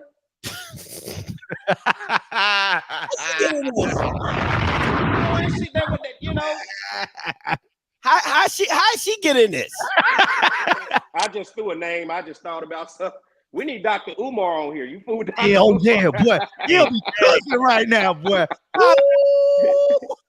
5,000 lash. I love Dr. Umar. I ain't gonna lie to you. Now I don't know if his school ever gonna get off the ground, but I love Dr. Umar. I ain't even gonna hold you. All right, man. You guys have been so patient. I appreciate you guys. 7356 coming to you. Yo, can you hear me, sir? Yeah. Okay, real fast. I've enjoyed the show. I got a couple of things. I'm an HBCU graduate, also a college professor. So I was just listening in, and I've written about Deion before. I like Mr. Sanders. He's an excellent icon as an athlete. The problem was one of the things you talked about, which was I don't think he should have brought God into it. And keep in mind, the devil has a cell phone too. The other thing is I think that people are overlooking. They talk about what he got, what he gave to the HBCU. Again, I'm an HBCU graduate. What did the HBCU give to him? What was most important was the college degree. So he got a college degree. So that opened the door for him professionally. He got a college degree and he got experience. So I did write 2 verses real fast and I'm gone. And it's called On Behalf of the HBCU. You came to us with no degree. Thanks to us, you did obtain thee. It was false that we thought we could count on you. When we discovered that your loyalty to your money was true, you can get purse out of purpose, but not purpose out of purse. When you rise because you're full of hot air, your bubble will eventually burst. Coach Crime Time robbed us, said it was the Holy Spirit that brought him here. Moved to Colorado because the opposite spirit has your ear. Thank you, sir. Did this man go Def Poetry Jam on the call line? Listen, man. You cannot diminish what Deion had done for the SWAC. It doesn't matter how he left.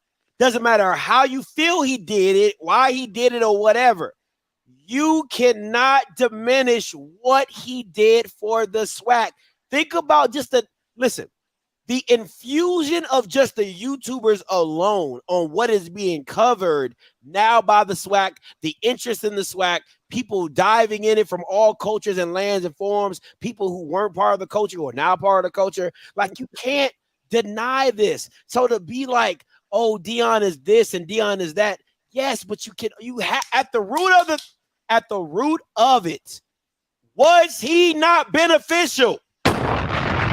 Hey, Scotty, I just sum it up. I say, I'm going to sum it up in one sentence. What a time to be alive. When Deion was a coach, what a time to be alive. So what do we think then when you talk about black folks going to white schools and we got our black Greeks doing what they do at the white? I mean, it just, is that taking it there and saying, well, we watched them do it there, so we want, like, I don't get it. Yeah. Good point, Pierre. I don't get it. LSU in Baton Rouge, it's so crazy that they call themselves Black LSU. You go to a school where you literally got to have a Black Alumni Association. Wow. You're not in an alumni association with everybody. You got your own alumni association. Yeah. I just, and he talked about him getting his degree. He's still saying the word HBCU, so it ain't like he forgot where he came from. He's still hiring and trying to pull people from HBCUs to elevate them. It ain't like he forgot who got him there. We just don't like the way he's doing it because we too invested into his words. This man is a seller. That's what he does. He sells. He has to stay relevant. And in this day and age, if you don't say nothing off the wall or to be able to stay relevant, you'll get lost in the sauce. When last time Deion Sanders played in an NFL game? What, 20 years? But why is he relevant? Because he's Deion. And what he's saying on TV. You like to get on there and see him against Chad Ocho and tell him line it up.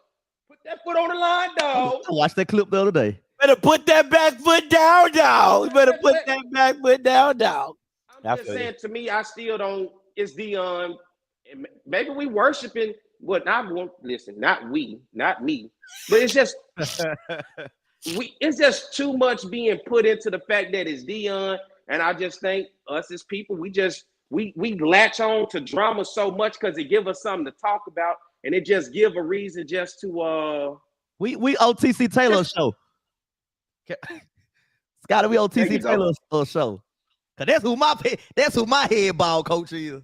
TC Taylor. The rebound. The coach. The rebound. The coach. The rebound. The coach. The rebound. Let me go. I'm just, oh my God. God talk, the band talk, Lord. 75-37 coming to you. Hey, calling you live. Hey, Mike, I got a question for you. What you got? That old girl not cutting the grass no more. And she got a red piece at the red bottom shoes on. How does she look now? Huh? She ain't cutting the grass no more.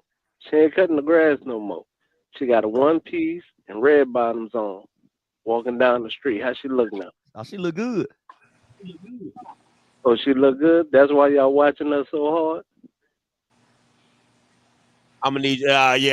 Who are you referring to? I hung up. I'm so confused. Listen, man, y'all gotta come in with some better. Y'all gotta come on, man. Your jokes gotta hit. Okay, you can't just be out here just talking. Your jokes gotta hit. 31-17 coming to you. Hey, calling you live. What's going on? What's your name? Where you calling from? This is Ray from Florida. Yes, I'm calling in regards to Deion warning Jackson and Jackson State with that $30 million that they got 2 years ago, and his disciples need to be paid. And so he warned us all the time, hey, why don't you pay Jackson? Why don't we get a cut? Why don't we get a little cut out of that $30 million that I just saw. So I think that's God delivered and not understanding why people are so mad, because he got to get his guys paid.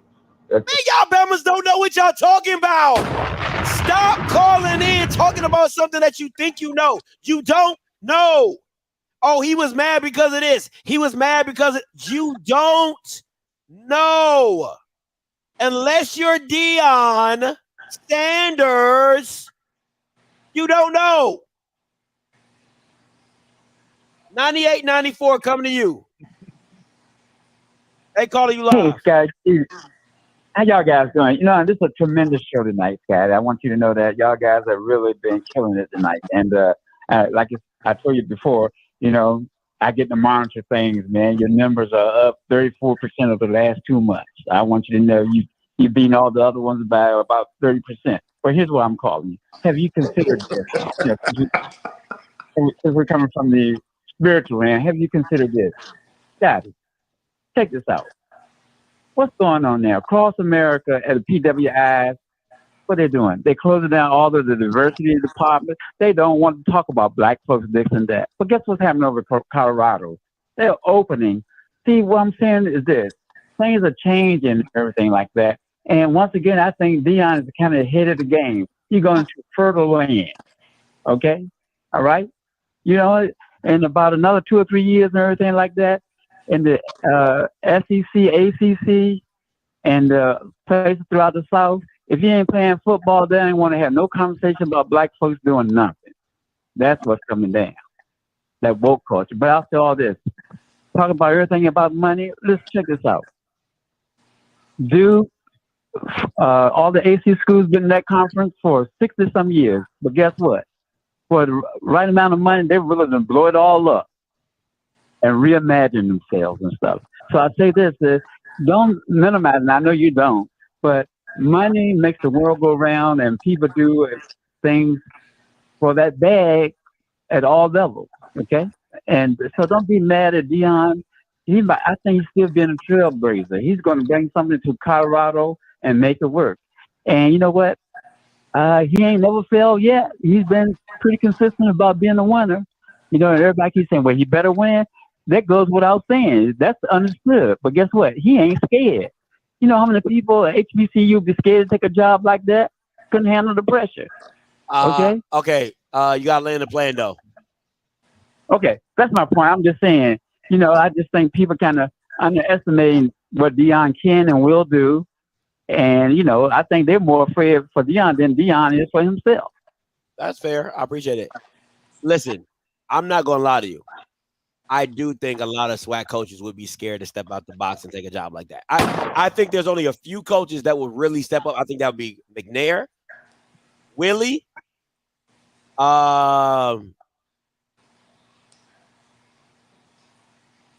all I got. Those are the only two coaches in the SWAC. I think Trey Oliver would take it tomorrow. Like if he was able to go Power 5, he would take it.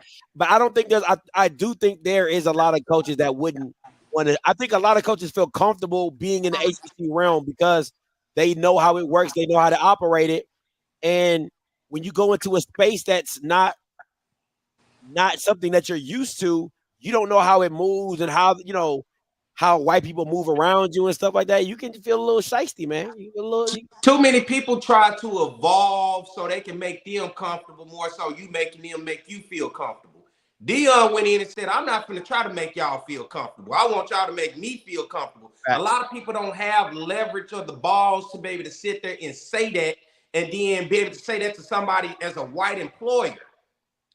Because most time, if you black, can y'all hear me good? Yeah, you good, you good. Most time, if you black and you at a job and it's predominantly white, they not trying to give a damn about making you comfortable. You trying to be in a position to make sure that they comfortable with you and your blackness. Facts. So you watching, huh? Go ahead. I'm saying, so the fact Deion's able to make he can build his own environment, that's huge, man. I mean, that's huge. But go ahead, P. No, that's basically all I'm saying. He's creating his own environment. He's letting them know if y'all ain't gonna let me be me, this ain't gonna be the fit for me. But if you want me here, you gotta let me be me, and he's in a position to do that. Every black person don't feel like they're in a position to talk to somebody in that manner. Because what do you have to lose? I got everything to lose if I come in here with nothing. This is an opportunity for me. Deion got money regardless, but at the same time, he wants the opportunity, but he like it's gonna have to be my way. Yeah. If you think I'm gonna be successful, I think that's where you had the problems. If you look at a Willie Taggart or a Charlie Strong. Now I'm speaking on something I don't know, but particularly that's a black man going into a situation where he kind of got to go, but whatever, because you got the boosters and everybody else that's controlling and saying this is how we want it. Yep. Wasn't that the issue when they was talking about Deion possibly going to Georgia Tech and Auburn, and you heard that there was certain people that we don't like the way he do things. We may not like the way how he go about doing it. So there has to be a fit. But most people, they trying to get to the bag. So they going to do whatever it takes to get to the bag. So if I got to go in there and, be whatever you got to be, and not be yourself to get that bag, then that's what they're gonna do. Because at the end of the day, whether they win or lose, they getting paid. These coaching contracts, it's free money. That's all it is. Just get through the door, you get money. You walking out a millionaire. Easily. That's the best job in America, being a firehead football coach. Oh, it's guaranteed money to fail. That back pay. Oh, it's easy money. I'm gonna go 7458. They're coming to you, Mr. Campbell. Hey, calling you live. Hey, Scotty, you hear me? Yeah, I can hear you. Hey, it's funny because my name Perry as well. I'm calling for Seattle. So my biggest thing is for Deion, as far as what happens to JSU after he leaves, because he left so many resources, marketing, and if other HBCUs taking that blueprint and applying it as far as branding, football fields, and things of that nature. So as a visionary, yes, because we do have big schools like the FAMs, the Alabama State, who can cultivate, to need some of those resources to do in marketing as far as, team and other resources. So I just wanted you guys' opinion on just some of the things that he implemented as he gone. And if JSU has a recession in, say, talent, winning footballing program, in Deion aspect, did he leave it with more than what they had as he went on to another tenure? If that makes sense. Yeah, I appreciate the call. We'll answer your question. I think he left Jackson in a great situation. They understand marketing. They understand what their brand is now. They trying to live off that residue of Deion and keep pushing it. They got the ASPV guy in there, still pushing the brand, still getting videos and stuff out. So I think Jackson is going to be. They're gonna stay the course. Everybody else in the SWAC, I literally think it's like, oh, Deion gone. Whoo, we ain't got to do that no more. Like, I really feel like that's what it is. I'm being so serious. Like, I think Grambling and Southern are trying to figure their way out in this thing, but everybody else, I think everybody else is like, we good. We ain't got to go do that. We ain't got to go through that no more. So, listen, man, I think the dumbest thing the SWAC could do is literally say, Deion's gone. We don't have to be like Deion. Like, it wasn't even about Deion. Deion taught you what to do. He didn't say you could do it like him, but he showed you how to do it. Hey, get your social media game up, because at the end of the day, man, I think people see it like, oh, we're not going to get 100K like Well Off Media, and we're not going to get 100K like the pregame show. It doesn't matter. That's not the point. The point is pushing your brand. The point is pushing it to your alums so they can feel connected, so they can feel involved in what you're doing and what's going on, so you can be more transparent. That's why people resonated to the pregame show on Well Off Media, because it was raw, unfiltered, and they're like, man, I feel like I'm right there in the camp with them. You need more of that in the HBCU, in the SWAC, to get that feel. But it's on y'all, guys. What I got? Go ahead, Mike. You can speak on it better than me. You was right there. We in a good space. We in a good space right now. It's just continuing with the things that Deion has taught us, why I believe TC will be successful. Learning a lot of things, recruiting wise and coaching wise from Deion. We gonna be all right. We still gonna be JSU. We still gonna rock the house. We still gonna beat Southern. See, that's just the pride talking. He talking the facts. You just talking pride. He trying to get you a reason. I keep talking to y'all about capitalism. There's a reason. That's a word. Capitalism is real. How are you gonna make money? How are you gonna elevate yourself out of your situation? What he did, he came in, he got you a field. He won you some championships. He got you national exposure. As much as you think you nationally exposed, you ain't as exposed as you thought you was once Deion got there. Not only did he do that, he brought back the excitement to Jackson State fans.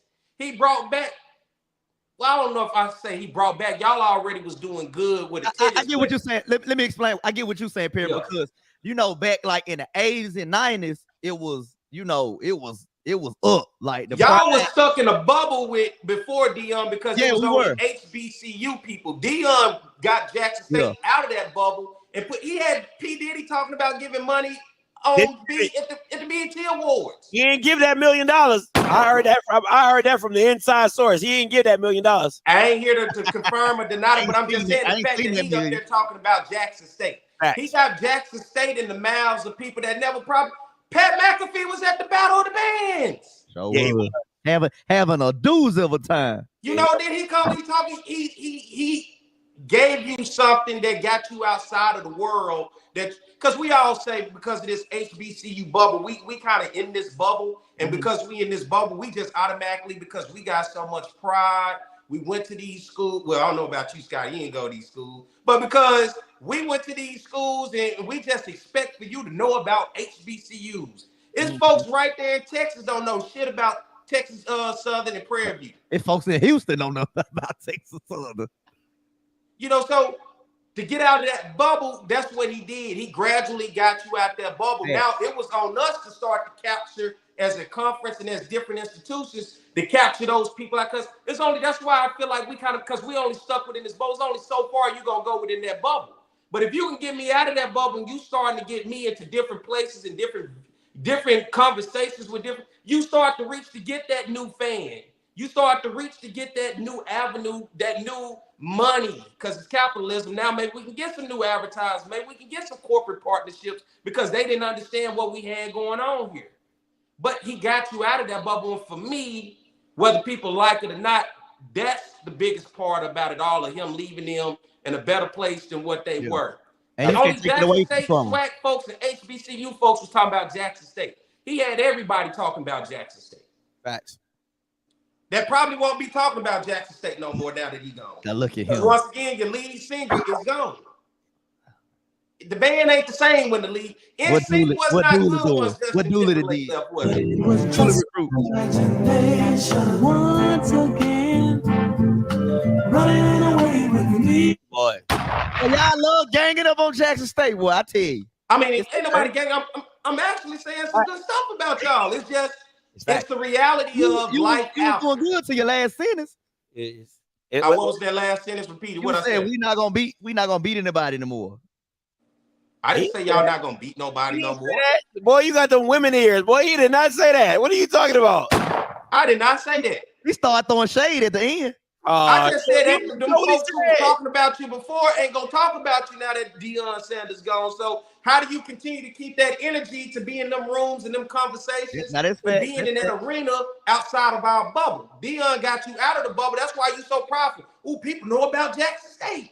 Damn, they know about Jackson State. It ain't the regular people that you used to talking about Jackson State. That's what give you the pride. You feel like now you bigger. That's why y'all got the pride like the rest of the swag ain't shit. Y'all act like we know about because everybody watching Good Morning America and see you on there in 60 Minutes and see you on there College Game Day. That made you feel better than everybody because you're in a different realm that we've been accustomed to only being in. You used to that Thursday night ESPN game instead of that Saturday midday game. You used to be on ESPNU, not ESPN2.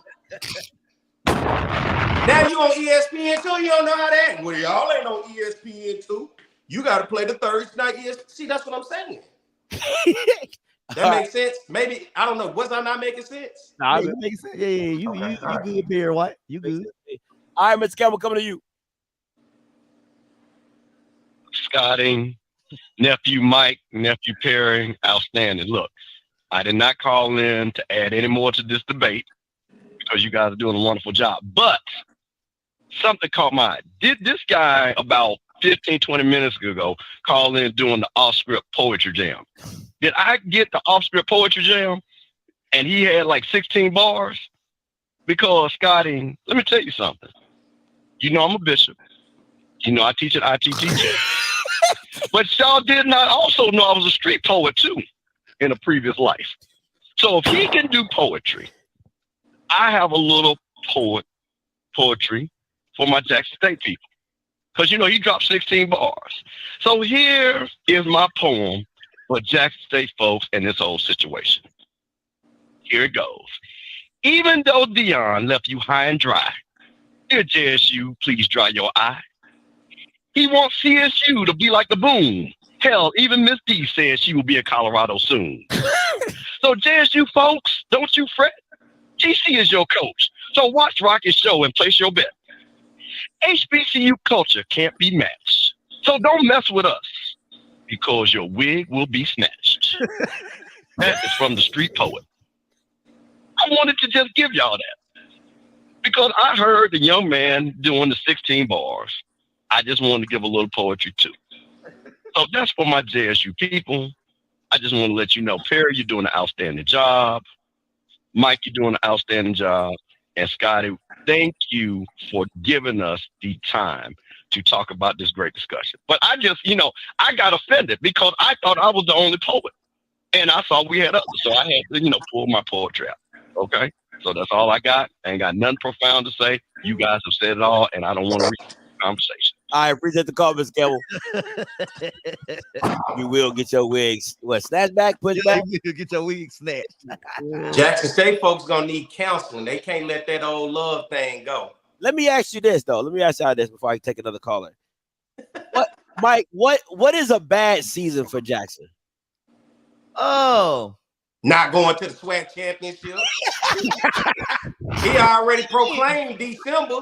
So, I mean, clearly, anything less than that, that's a bad season. A losing season, Scotty. So, what? So, 7-4, that works for you? 7-4 works? That'll work. TC first year, that'll work. All right, okay. All right, it's not bad. Perry, second year with Dooley. Oh. You stumbled into the SWAC championship. Stop using the word stumble. I'm talking about crawled in there, Scotty. Stop using the word. Stop using all them extras. Why? Oh man, y'all pretty much whined, y'all. You know what I'm saying? Went to sleep and woke up in the SWAC championship. oh, we here? What is a reasonable season for Dooley this year?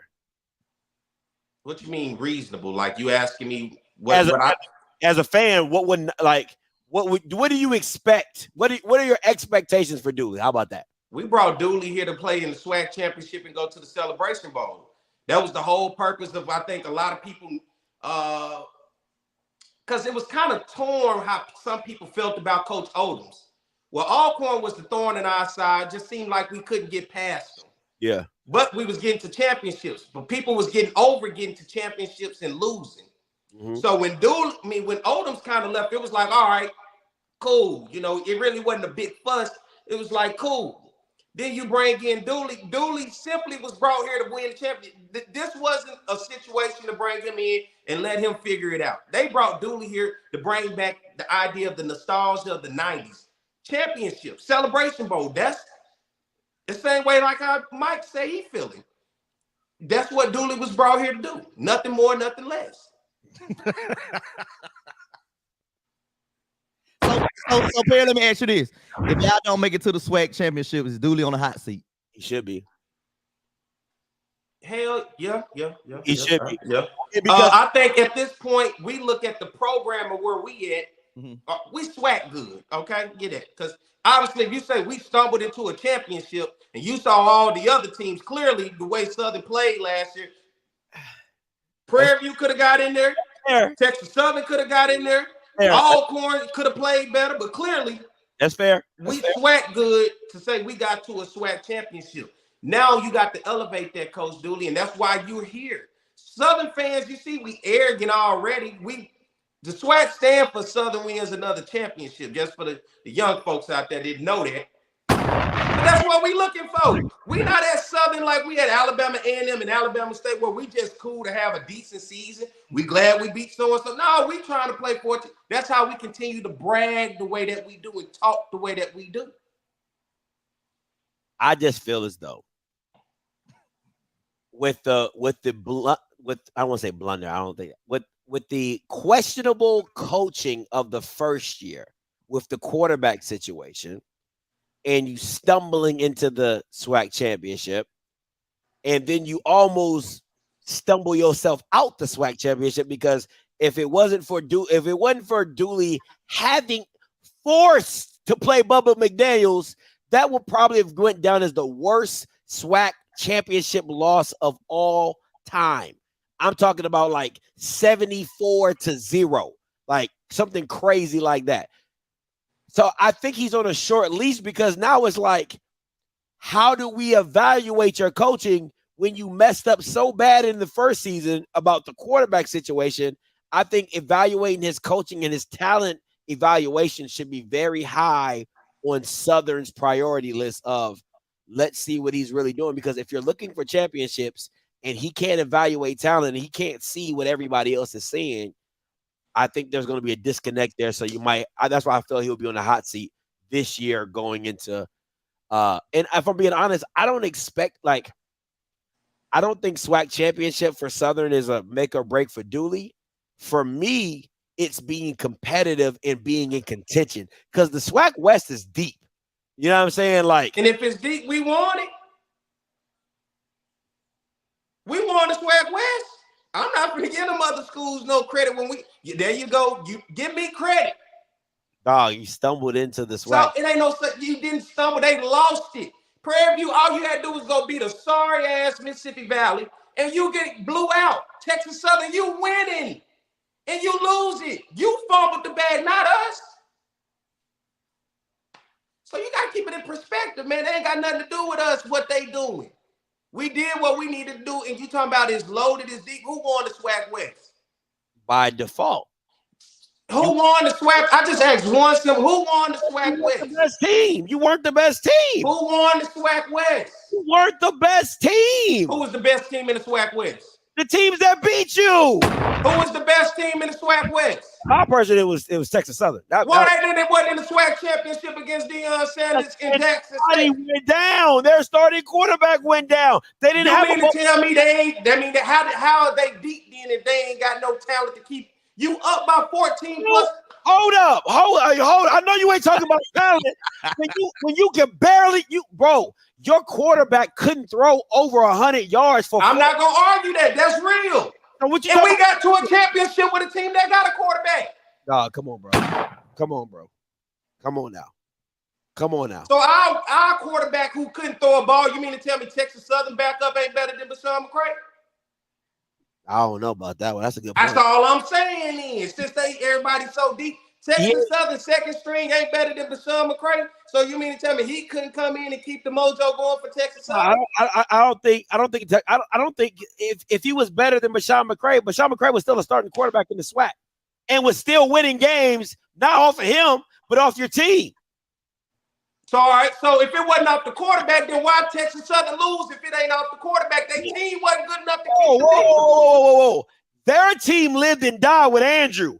Your team did not live and die with Bashawn McCray. That ain't my problem. That mean we had a better team then. No shit, Sherlock. But that's what I'm telling you. So you telling me Texas Southern was the best team in the West? 0. So they were a better team head up with you. What you mean? With their starting quarterback. Who won the SWAC West? Come on, man. I'm asking simple questions here. I ain't no rocket scientist. I ain't go to school to work for NASA. I just know the facts. We'll see. Keep that same energy. We'll see if you stumble upon another one. We'll see if you stumble upon another one. We'll see that. 4306 coming to you. I'm gonna take 2 more callers. 9315 and 4306. Then we will get up out of here. Hey, calling you live. Hey, peace to the gods, man. Peace to the gods. How everybody doing tonight? Good. How you doing, sir? I'm well. I'm Sundiata from Tallahassee. I'm a FAMU alum. And hey, man, check it out. Deion was a marketing guru, right? And what I wonder about is what the marketing department looks like at the rest of our HBCUs. We got to put people in a position and in a place to make sure that the school is out front no matter what. I'm talking visuals, I'm talking audio, I'm talking social media presence. We're talking the whole 9. So you got to make sure that what FAMU does, what Southern does, what Jackson does, all of our schools, Texas Southern, we got to make sure that we're putting in a marketing guru to promote the school and put the school out on Front Street. Deion didn't need a marketing guru in terms of an administrative position at Jackson State. He was the marketing guru. He is the businessman. And so all of our other schools got to do the same thing. That's just one point. Let me ask you this. The next thing is hold on. Let me ask you this. When you're hiring a marketing guru, what are you expecting from them in terms of what they're going to do for a SWAC school? Because when you compare that to Deion, I don't give a damn who you hire. It's never going to be what Deion was. So when you're talking about bringing in a marketing guru, what are your expectations for that marketing guru? Well, not to be what Deion was. Clearly, that ain't gonna happen. And so all the rest of the coaches in the SWAC don't have that same swag and celebrity factor that Deion has. And that's one of the biggest things that Jackson State had at over the last 2.5 years was the celebrity factor. And the celebrity factor, I don't care if Deion got his degree from Talladega, he can say he an HBCU grad, but he still don't understand the culture. He really doesn't understand. That ain't got nothing to do with the question that I just asked you. That ain't got nothing to do with the question. Let me answer. You're right. Let me answer. What a marketing guru does is just simply bring the best visuals, the best audio, the best everything that you can possibly do in terms of promotion of your institution to the rest of the world. Now, did Deion leave a blueprint? Yes, but why would it take a celebrity to come in and leave a blueprint when you hire somebody that's a marketing guru? They have very similar attributes in terms of what it takes. They're supposed to come in and know what it means to put your institution out on Front Street so that the general public and the nation knows who you are. And so that's what a marketing guru comes in and does. And I don't care where you get them from. You can come from a PWI, a HBCU. It can work in corporate America for 15, 20 years. You bring somebody in that knows how to put your institution out on Front Street and does not miss a beat. That's what they do. Okay. You can't be Deion. You can't replicate the man. But what those institutions, what all of the other institutions have to do, and that's across HBCU, across the board, they got to bring in people that understand the visual and the audio and make sure that we get that to the people. Period. That's fair. I'll give you that. What's your last point? The second point I wanted to make, and I get off, is in terms of who we are as a people. Like we're a subculture in the United States, and we're an oppressed people, right? And so what I mentioned in the chat earlier, an oppressed people love notoriety more than they love what Perry was talking about, capital. Now, we all love money, but the notoriety, the highlight, the fame, we'll take that any day over money because we've been oppressed for so long. So we need to shine. And that's the problem when we don't understand capitalism. We don't understand business. We want the shine. And the shine don't really do shit to you or do shit for, I'm sorry with the cussing. They don't do nothing for you, as a people and as an institution. You have to put yourself in a position to understand the business aspect so that you can handle business, get the bag where it needs to be gotten, and don't worry about being just hyped up on the fame. Jackson State fans are emotionally distraught. They traumatized over what happened with Prime and Prime leaving. The other SWAC schools ain't got to deal with that. Now, many of the SWAC coaches and the SWAC schools was hoping that Deion stayed so we could keep recruiting and bringing in the best people so that we could compete against who we knew to be the best school in the SWAC, the best football program. But he left, so that's a stone left unturned. We ain't gonna be able to see how that worked out. But I'm gonna leave it there. Marketing guru, and as an oppressed people, we gotta figure out how to step into the business world and make sure we make the right decision. So, Scotty, I love your piece on the SWAC contract and things of that nature. We just got to do better. And the only way that we're going to get better is that I'm going to take it back to religion for a hot second. Black folks infatuated with Christ. Christ and the Messiah is us. Okay. I ain't got time for all that. Told you to land your plane, land your pay. Let me say this, right? He was ending it with a word, man. Yeah, facts. Right. Cutthroat, man. Oh, bro, I told you 5 minutes ago. I told you to land your plane like 5 minutes ago, bro. So I want to go back to what he said, and 9315. I'm gonna come to you, but I want to go back to about. Oh, let me talk about. Hey, Black, let's go. What's up, Scotty, man? What's up, man? I wanted you to let Martin Luther King go and land the plane. Anyway, you didn't let him land it, Nah, man. bro. What's up, Perry? What's up, Perry? What's up, Scotty? What's up with it? Look, this question is for Perry. Perry, real quick question. I'm not gonna hold y'all up, man. If TC finishes with a record better than Dooley, what does that say about Dooley? Would Dooley been being a head coach and this TC first year as a head coach? What would that say about Dooley? Because Dooley done played in he led Prairie View to a SWAC championship in Southern and lost to Jack State both times. So what do you think they will say about Dooley and your faith in Dooley at Southern? First of all, what's going on with dude? What you doing? What you? I wait for your answer. I mean, Perry, I'm just asking the question. No, I got an answer. My answer would be no excuse at all. But if TC were, I would say the blueprint was laid for him to be successful. I mean, you not like it. The blueprint was, ain't that what y'all study saying? The blueprint of what Deion did for Jackson State, because clearly Jackson State was not winning before he got there. And I don't expect Jackson State to fall off drastically after a few months of Deion being gone and you hire a new coach. So I feel it's the same way like with Fred McNair being at Alcorn. With Hobson. Hobson created the blueprint. Fred McNair took it over. I get you. I'm with you. You know, Dooley is recreating it.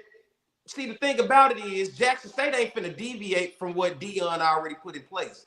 I doubt that's not what I hear, but I'm gonna let you finish. But I'm gonna get back to that. Go ahead. But the thing is, Southern was a run-first team before Dooley got there. Now Dooley wants to throw the ball everywhere. So it's just like when Arkansas changed from Brett Bielema to go to Chad Morris. Guess what? You went from having the biggest offensive line, being a run-heavy, power-run team, to now wanting to be a fast-paced, up-tempo team, throwing the ball everywhere. And I'm just using that as an example. This is still a build for Dooley. No excuse if we lose, but it's still more of a build for him to create his own blueprint for Southern, more so than what Jackson State. Well, how long does he need to build here? Huh? How long does he need to build? Because I mean, Southern was pretty talented this year. Especially Southern was talented, but we had a lot of turnover as well.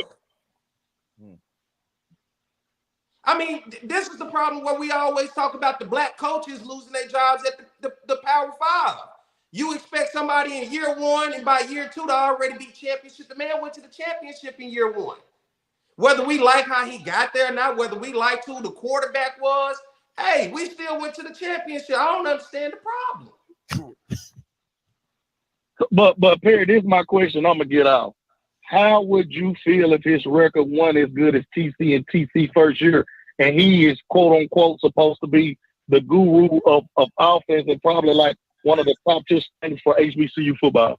I just answered it. I said it for me personally, I would say the blueprint was put in place for his success.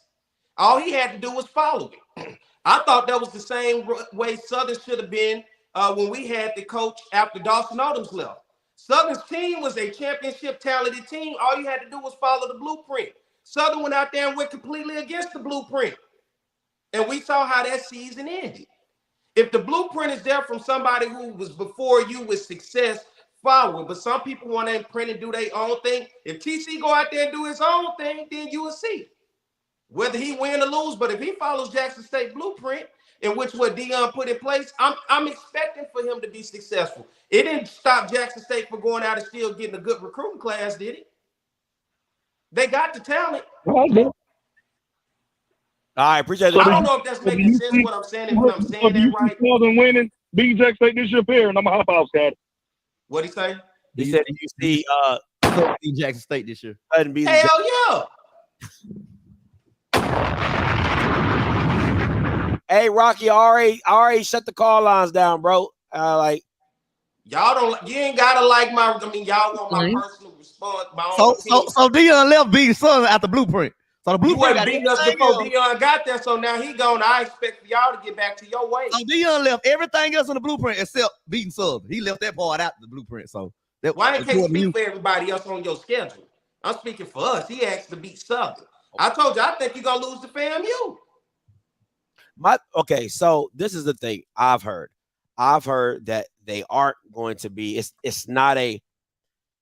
From what I've heard, they're trying to deviate from what Deion has done there at Jackson. Like from what I've been hearing from different people, is that the coaching staff is like, "Yo, I don't want to hear that Deion stuff. It's a new regime. We're doing this. We're doing that. It's different." I'm not saying that could end up being offensively or defensively, but to me, I think that some of the coach's pride is they can get in the way. I think it's kind of getting away because like North Dakota State has been so good. All they do is keep passing the same playbook. Exactly. They don't a new coach. That's what I'm telling you. The blueprint is there, so I'm expecting for him to be successful if he follow the blueprint. If he deviates to do his own thing, hey, that's on you. I don't see it probably working, but that's on you. Yeah, I mean, if they let pride get in the way or feeling like they want to do it their way in their show, which they listen, you are all which is fair to do. And I think that Ashley is going to give TC the leash to hang himself because he's a JSU legend, he's an alum, he's all that. So I don't see them getting fired him in 2 years if it don't go well. But I mean, you saw what worked. Defensively, they shouldn't change anything. That's just my personal opinion. Now, if you want to change something offensively because you don't have Shador, you don't have the same. I might leave little boy no more. So you know what I'm saying? I get all that. But defensively, I would be like that white boy off Remember the Titans. We are good. We don't need none of your players over here. Like that's how I really feel defensively because you saw how effective the style of defense was in the SWAC, and he taught you how to go find the guys. Now you're not going to get a Nugget and all that type of stuff, and maybe Isaiah Bowden's, but you can find some talented guys that can do the damn job. Big, long, lanky corners and stuff like that. So that's just my personal opinion. But before we get up out of here, I want to touch on some stuff that the guy who couldn't land the plane brought up. And he said the marketing guru and audio and visual, right? I will say this. I'm a shout out to Alabama A&M's AD. He's probably next to Swag Diddy, because Swag Diddy, let's be honest, Swag Diddy has been low-key since Deion left. He hasn't been in the public eye like he used to be. But I got to give a big kudos to the AD at Alabama A&M. He's really proactive, out there pushing the messages. I see him on Instagram, Twitter, all type of stuff. So shout out to them. But what bothers me is that the schools do not hold these coaches accountable to do public appearances. Like I know Dooley does his thing with Southern, but McNair got to shut down his radio show. Mm-hmm. Willie Simmons goes on. I think he goes on the ONG Strike Zone every now and again. You don't really see anything from E-Rob. You don't really see anything from Valley. You don't see these, something that a basic Louisiana Tech might do or ULM might do. Like these SWAC schools can do that. They can have coaches shows and they can have behind the scenes and all that type of stuff. It really bothers me that the SWAC schools and the MEAC, they're not doing a better job of pushing their own brand. That's my biggest issue. I don't think we support like people think we support. Whether you did it or not, I don't think we support. Deion is a superstar, so being a superstar attracts people in. Because if we're not doing it, why the fans ain't calling for it? Because I would feel this way when this is my time, right? Is why would I call for it? It's not like my school is going to listen to me. What else do they listen to me about? You hire who you want. You don't be transparent. You're not transparent when you don't want to be transparent. You're not transparent. A lot of times, and I've said this from the beginning, HBCUs treat alums like children. I do as I say, not as I do. I'll give you the information when I feel like it's needed. But I feel like the school should be more proactive just to push content just because you want to build your brand. Good, bad, or indifferent, you have kids, like you've said it before, Perry. You got kids all over your school that are on social media that are influencers that do all that can push your brand. So it's not even really like, you know, I don't have an audience.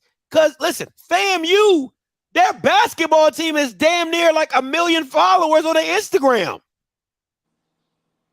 So how can you not partner with these influencers on your own program or partner with them to do stuff for your institution and push your institution? I don't get it. I really don't understand it. Like, I don't know how schools look at it or why they don't see it as an integral part, but at some point in time, you got to get on board with it. And I got it. Like I said, I got to give kudos to Alabama A&M's AD. He's really out in the forefront, pushing his brand and pushing the school's brand. But I'm with you 100%. You know, I've always, with this conversation with you, discussed to say, how do we build ourselves better? But in order to do that, you got to go out there and get some people who understand and make that a priority. For us, that ain't the priority. There's a lot of other things we put a priority on when it comes to HBCU athletics, and that ain't one. Plus, do you base it all on football? Because clearly, that's even fair. with your show, you don't talk about swag baseball and swag basketball and all that's in full swing right now. I don't. Okay, let me be very clear. I'm gonna talk about the swag championship in basketball, and it's going to be the women's basketball because I don't really watch men's basketball like that. I like women's basketball. I'm not touching baseball. Don't even look at me to talk about baseball. I can give two shits about baseball. And that's the part where the investment, because it's like, are we going to invest everything just to say we're going to push football? But athletically, if I'm going to invest, I got to push everything. Well, people don't give a damn about swag baseball, swag basketball, swag volleyball championship, cross country, softball. The average HBCU supporter don't give a damn about that. They only waiting on football season. That's all. They not packing out a basketball arena. When the swag basketball tournament come, let's see how many people in Birmingham go make the trip to go to that game. When the swag baseball tournament in the championship in Atlanta, let's see how many swag fans gonna go pack out and show support. But what I'm saying though, Perry, is at the same time, there are people that do follow it. It might not be to the extent of football and basketball, but that doesn't mean you just completely, like if I was an athletic director of, let's say, Alabama State, yeah, I have to worry about every institution underneath of me, all the sports underneath of me. So I'm going to go out and go find a kid that can do social media for my baseball team. I'm going to go find a kid that can go do my volleyball team. I'm going to go find a kid that can do those things for me. Not to say that my alums are going to flock to it, but at least I'm building a brand for my stuff, right? So when my coaches go out and recruit for baseball players, they can show them on Instagram, hey, man, this is what we doing, man. On Twitter, they can show, hey, this is what we doing, man. Hey, this is behind the scenes of baseball, because it's their own bubble, right? Just like you said about HBCU and Deion taking them outside the HBCU bubble, each sport has their own bubble. Each sport has their own interest. So I'm going to feed it to that interest. It's no different than what I say about HBCU being a niche market.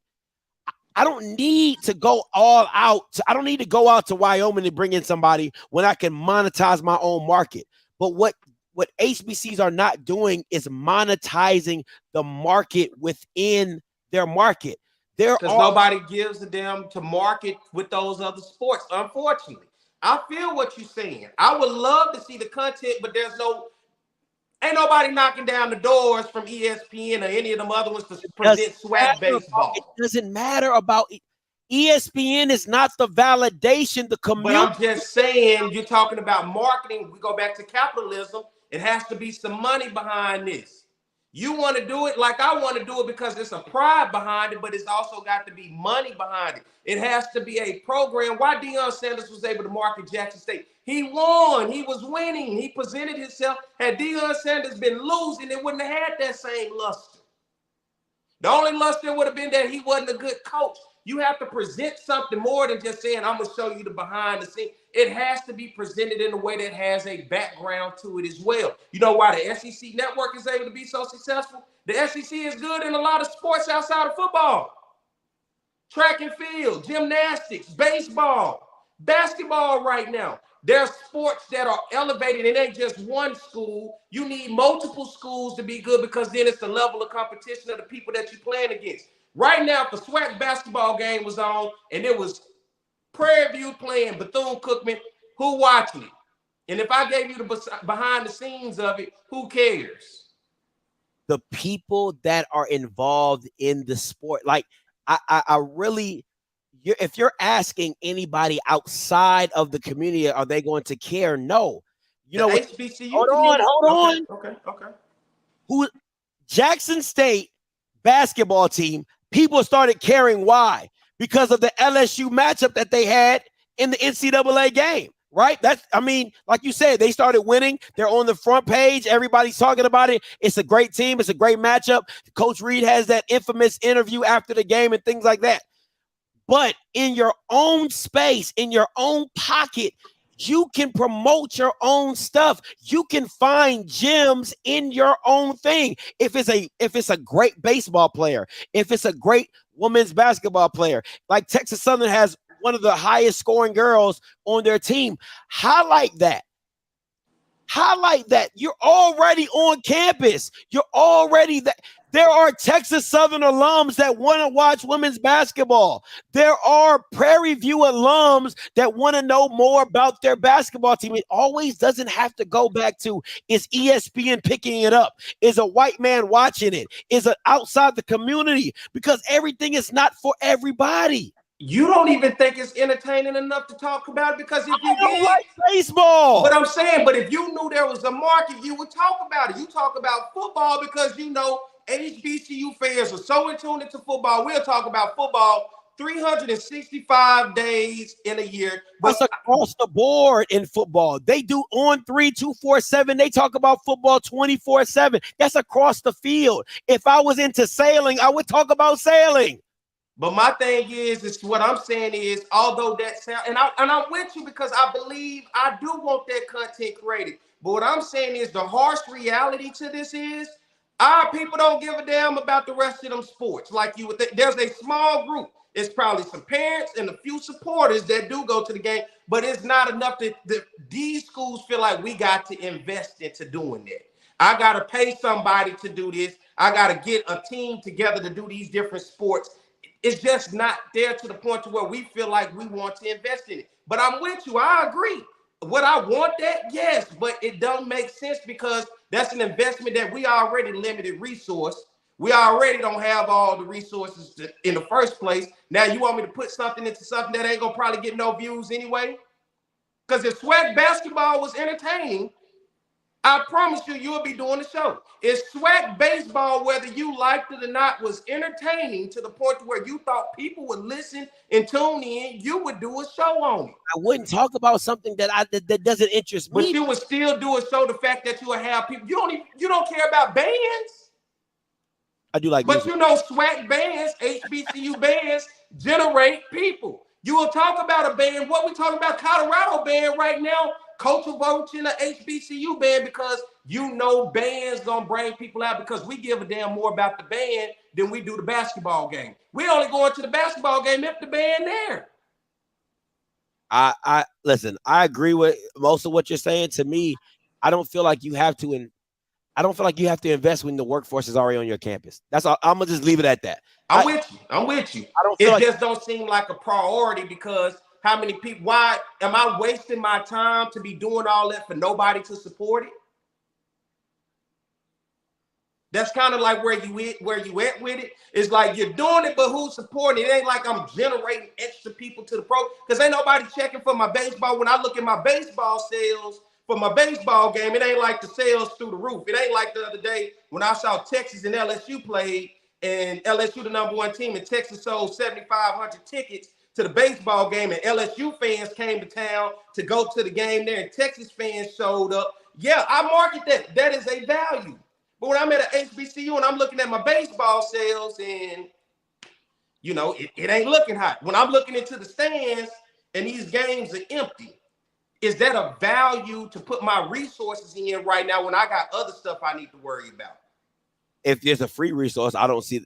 Listen, I get what you're saying.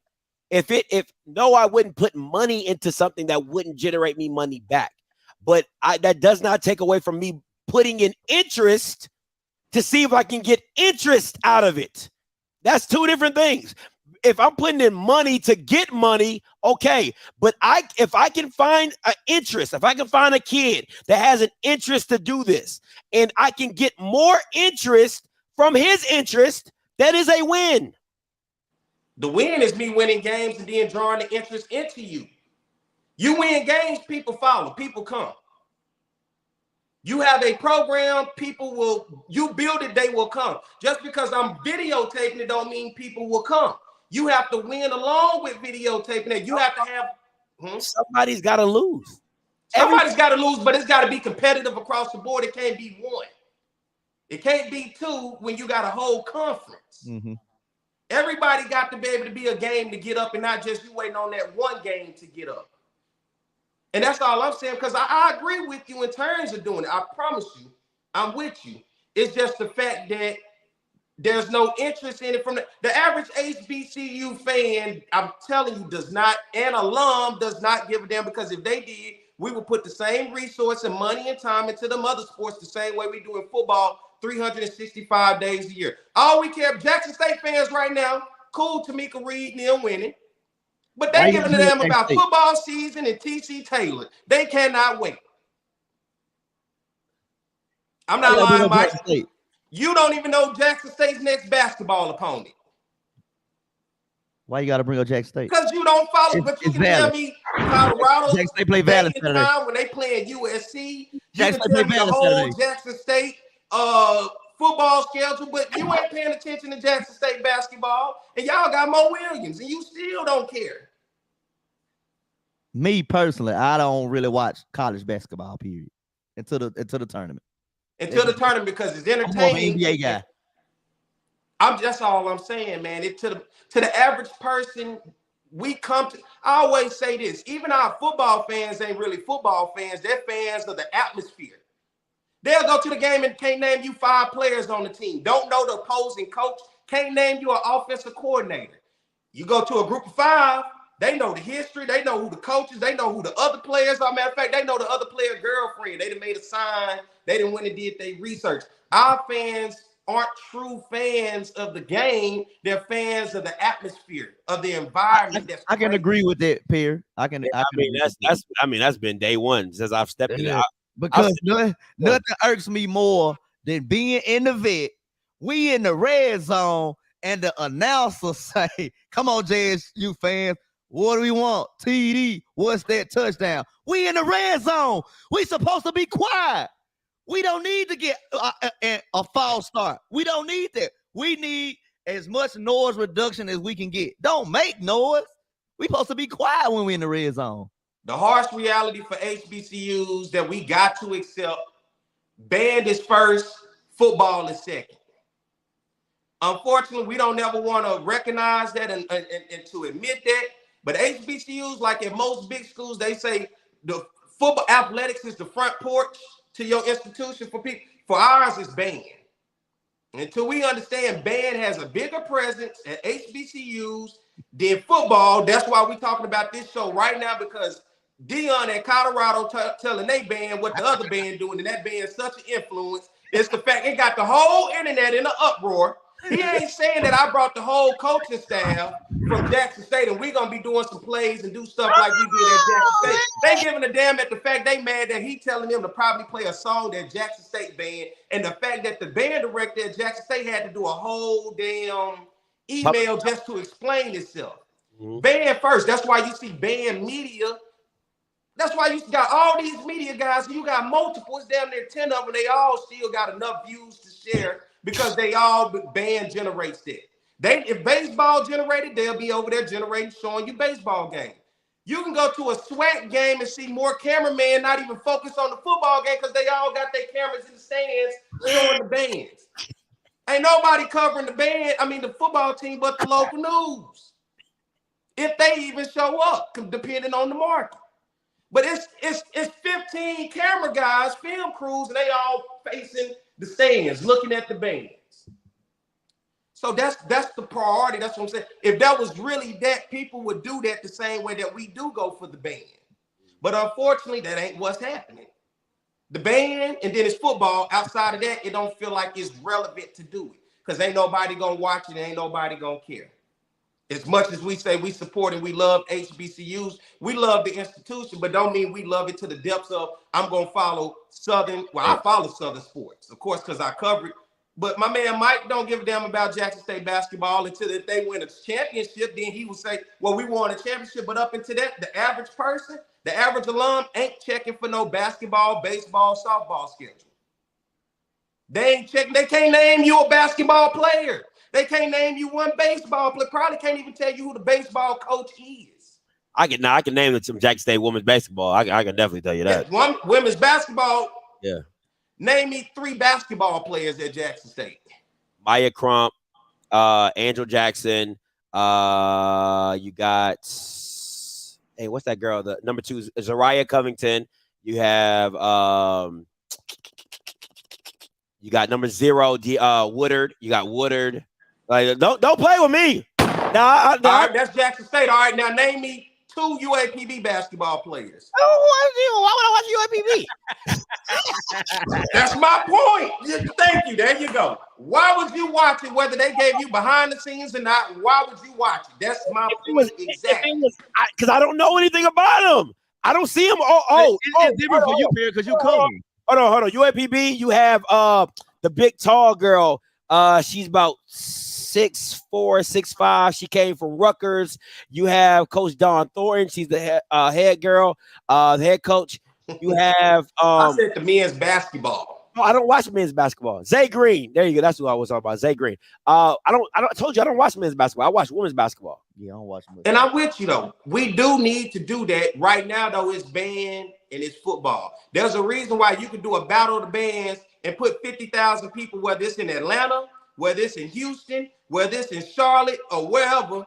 You got an interest in 50,000 people coming to a band, a battle of the bands, and particularly if you got some swag bands in there, you can sell it out. There's a reason why when you do a 0 quarter and a 5th quarter, guess who in the stands? If you do a 0, Southern did a 5th quarter with LSU. You think the white folks stuck around in the stadium? They don't give a damn about no band. They came to watch football. When the game was over, they left. Only the people like me and the other band heads and the videographers was in that mug watching Southern band battle LSU. 100,000+ people was out of there. They left probably 200-300 of us in there to watch that. And that's all I'm saying for us is band. But we got to admit that band and football is our too. Outside of that, nobody gives a damn. That's tough. Oh, hopefully one day it would change. Maybe one day. All right. And I hope it does. I promise you, I hope it does, because I'm with you, Scotty. I don't want nobody thinking, I don't want you to think I disagree. I'm with you, but right now we just don't see it as a priority because we don't have a large enough group or body of people to give a damn to ask about what's going on. Because whether you watch college basketball or not, you still, when you hear Kansas, when you hear Duke, when you hear North Carolina, it's just something about it. Yeah. Whether they the Blue Bloods or not, it's just a brand. We don't have a brand when it comes to those sports outside of football. Absolutely. I definitely agree with that. And I love Ayana Emanuel, is that her name? The guard for Alabama State. And then your center, the power forward, she's dope too. So yeah. So I know a little something about women's basketball. I do like to follow them and watch them. Man, listen, guys, I appreciate your time, man. We've been on here a little too long. I know we probably going to hear about get to talking. And I love my HBCUs. Hey, I want us to be on everything if we could. I would love it, but we got to do better to support. You got to put it on everything. Listen, you got to put it on everything. Hello. You know what I'm saying? At the end of the day, that's what it is. Listen, y'all can catch my boy Perry. What's time? 8 o'clock on the Jaguar Journal? 8 o'clock in the morning? 7 to 9 on the Jaguar Journal. In the morning? Yep. Yeah. Yes. Yeah, I know. On Saturday morning, man. Yeah. Every Saturday I'm up. Saturday morning, if you're on the East Coast, it's 8 to 10. Central time is 7 to 9. All right, 8 to 10, 7 to 9. Here, I'm gonna try. It's on YouTube. It's on YouTube, so whether you catch it live or not, we do live radio, but if you miss it, it's on YouTube. You can always go back and watch it. So if you listen, you can follow the Jaguar Journal on YouTube and go through.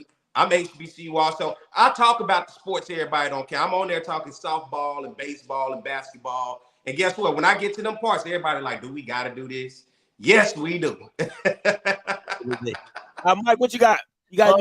I got some stuff I got to catch up on thanks to Key. Yeah. Key got on my ass before the show. So I got a lot of things I got to catch up on.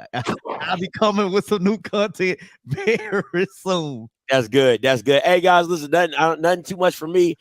Still trying to collect all these sponsorship contracts of these of SWAC teams, and I'm gonna do a show about that. So be on the lookout for that. You know, listen, the grind don't ever stop. I will stay on these contracts. All right. Listen, you going to any spring games?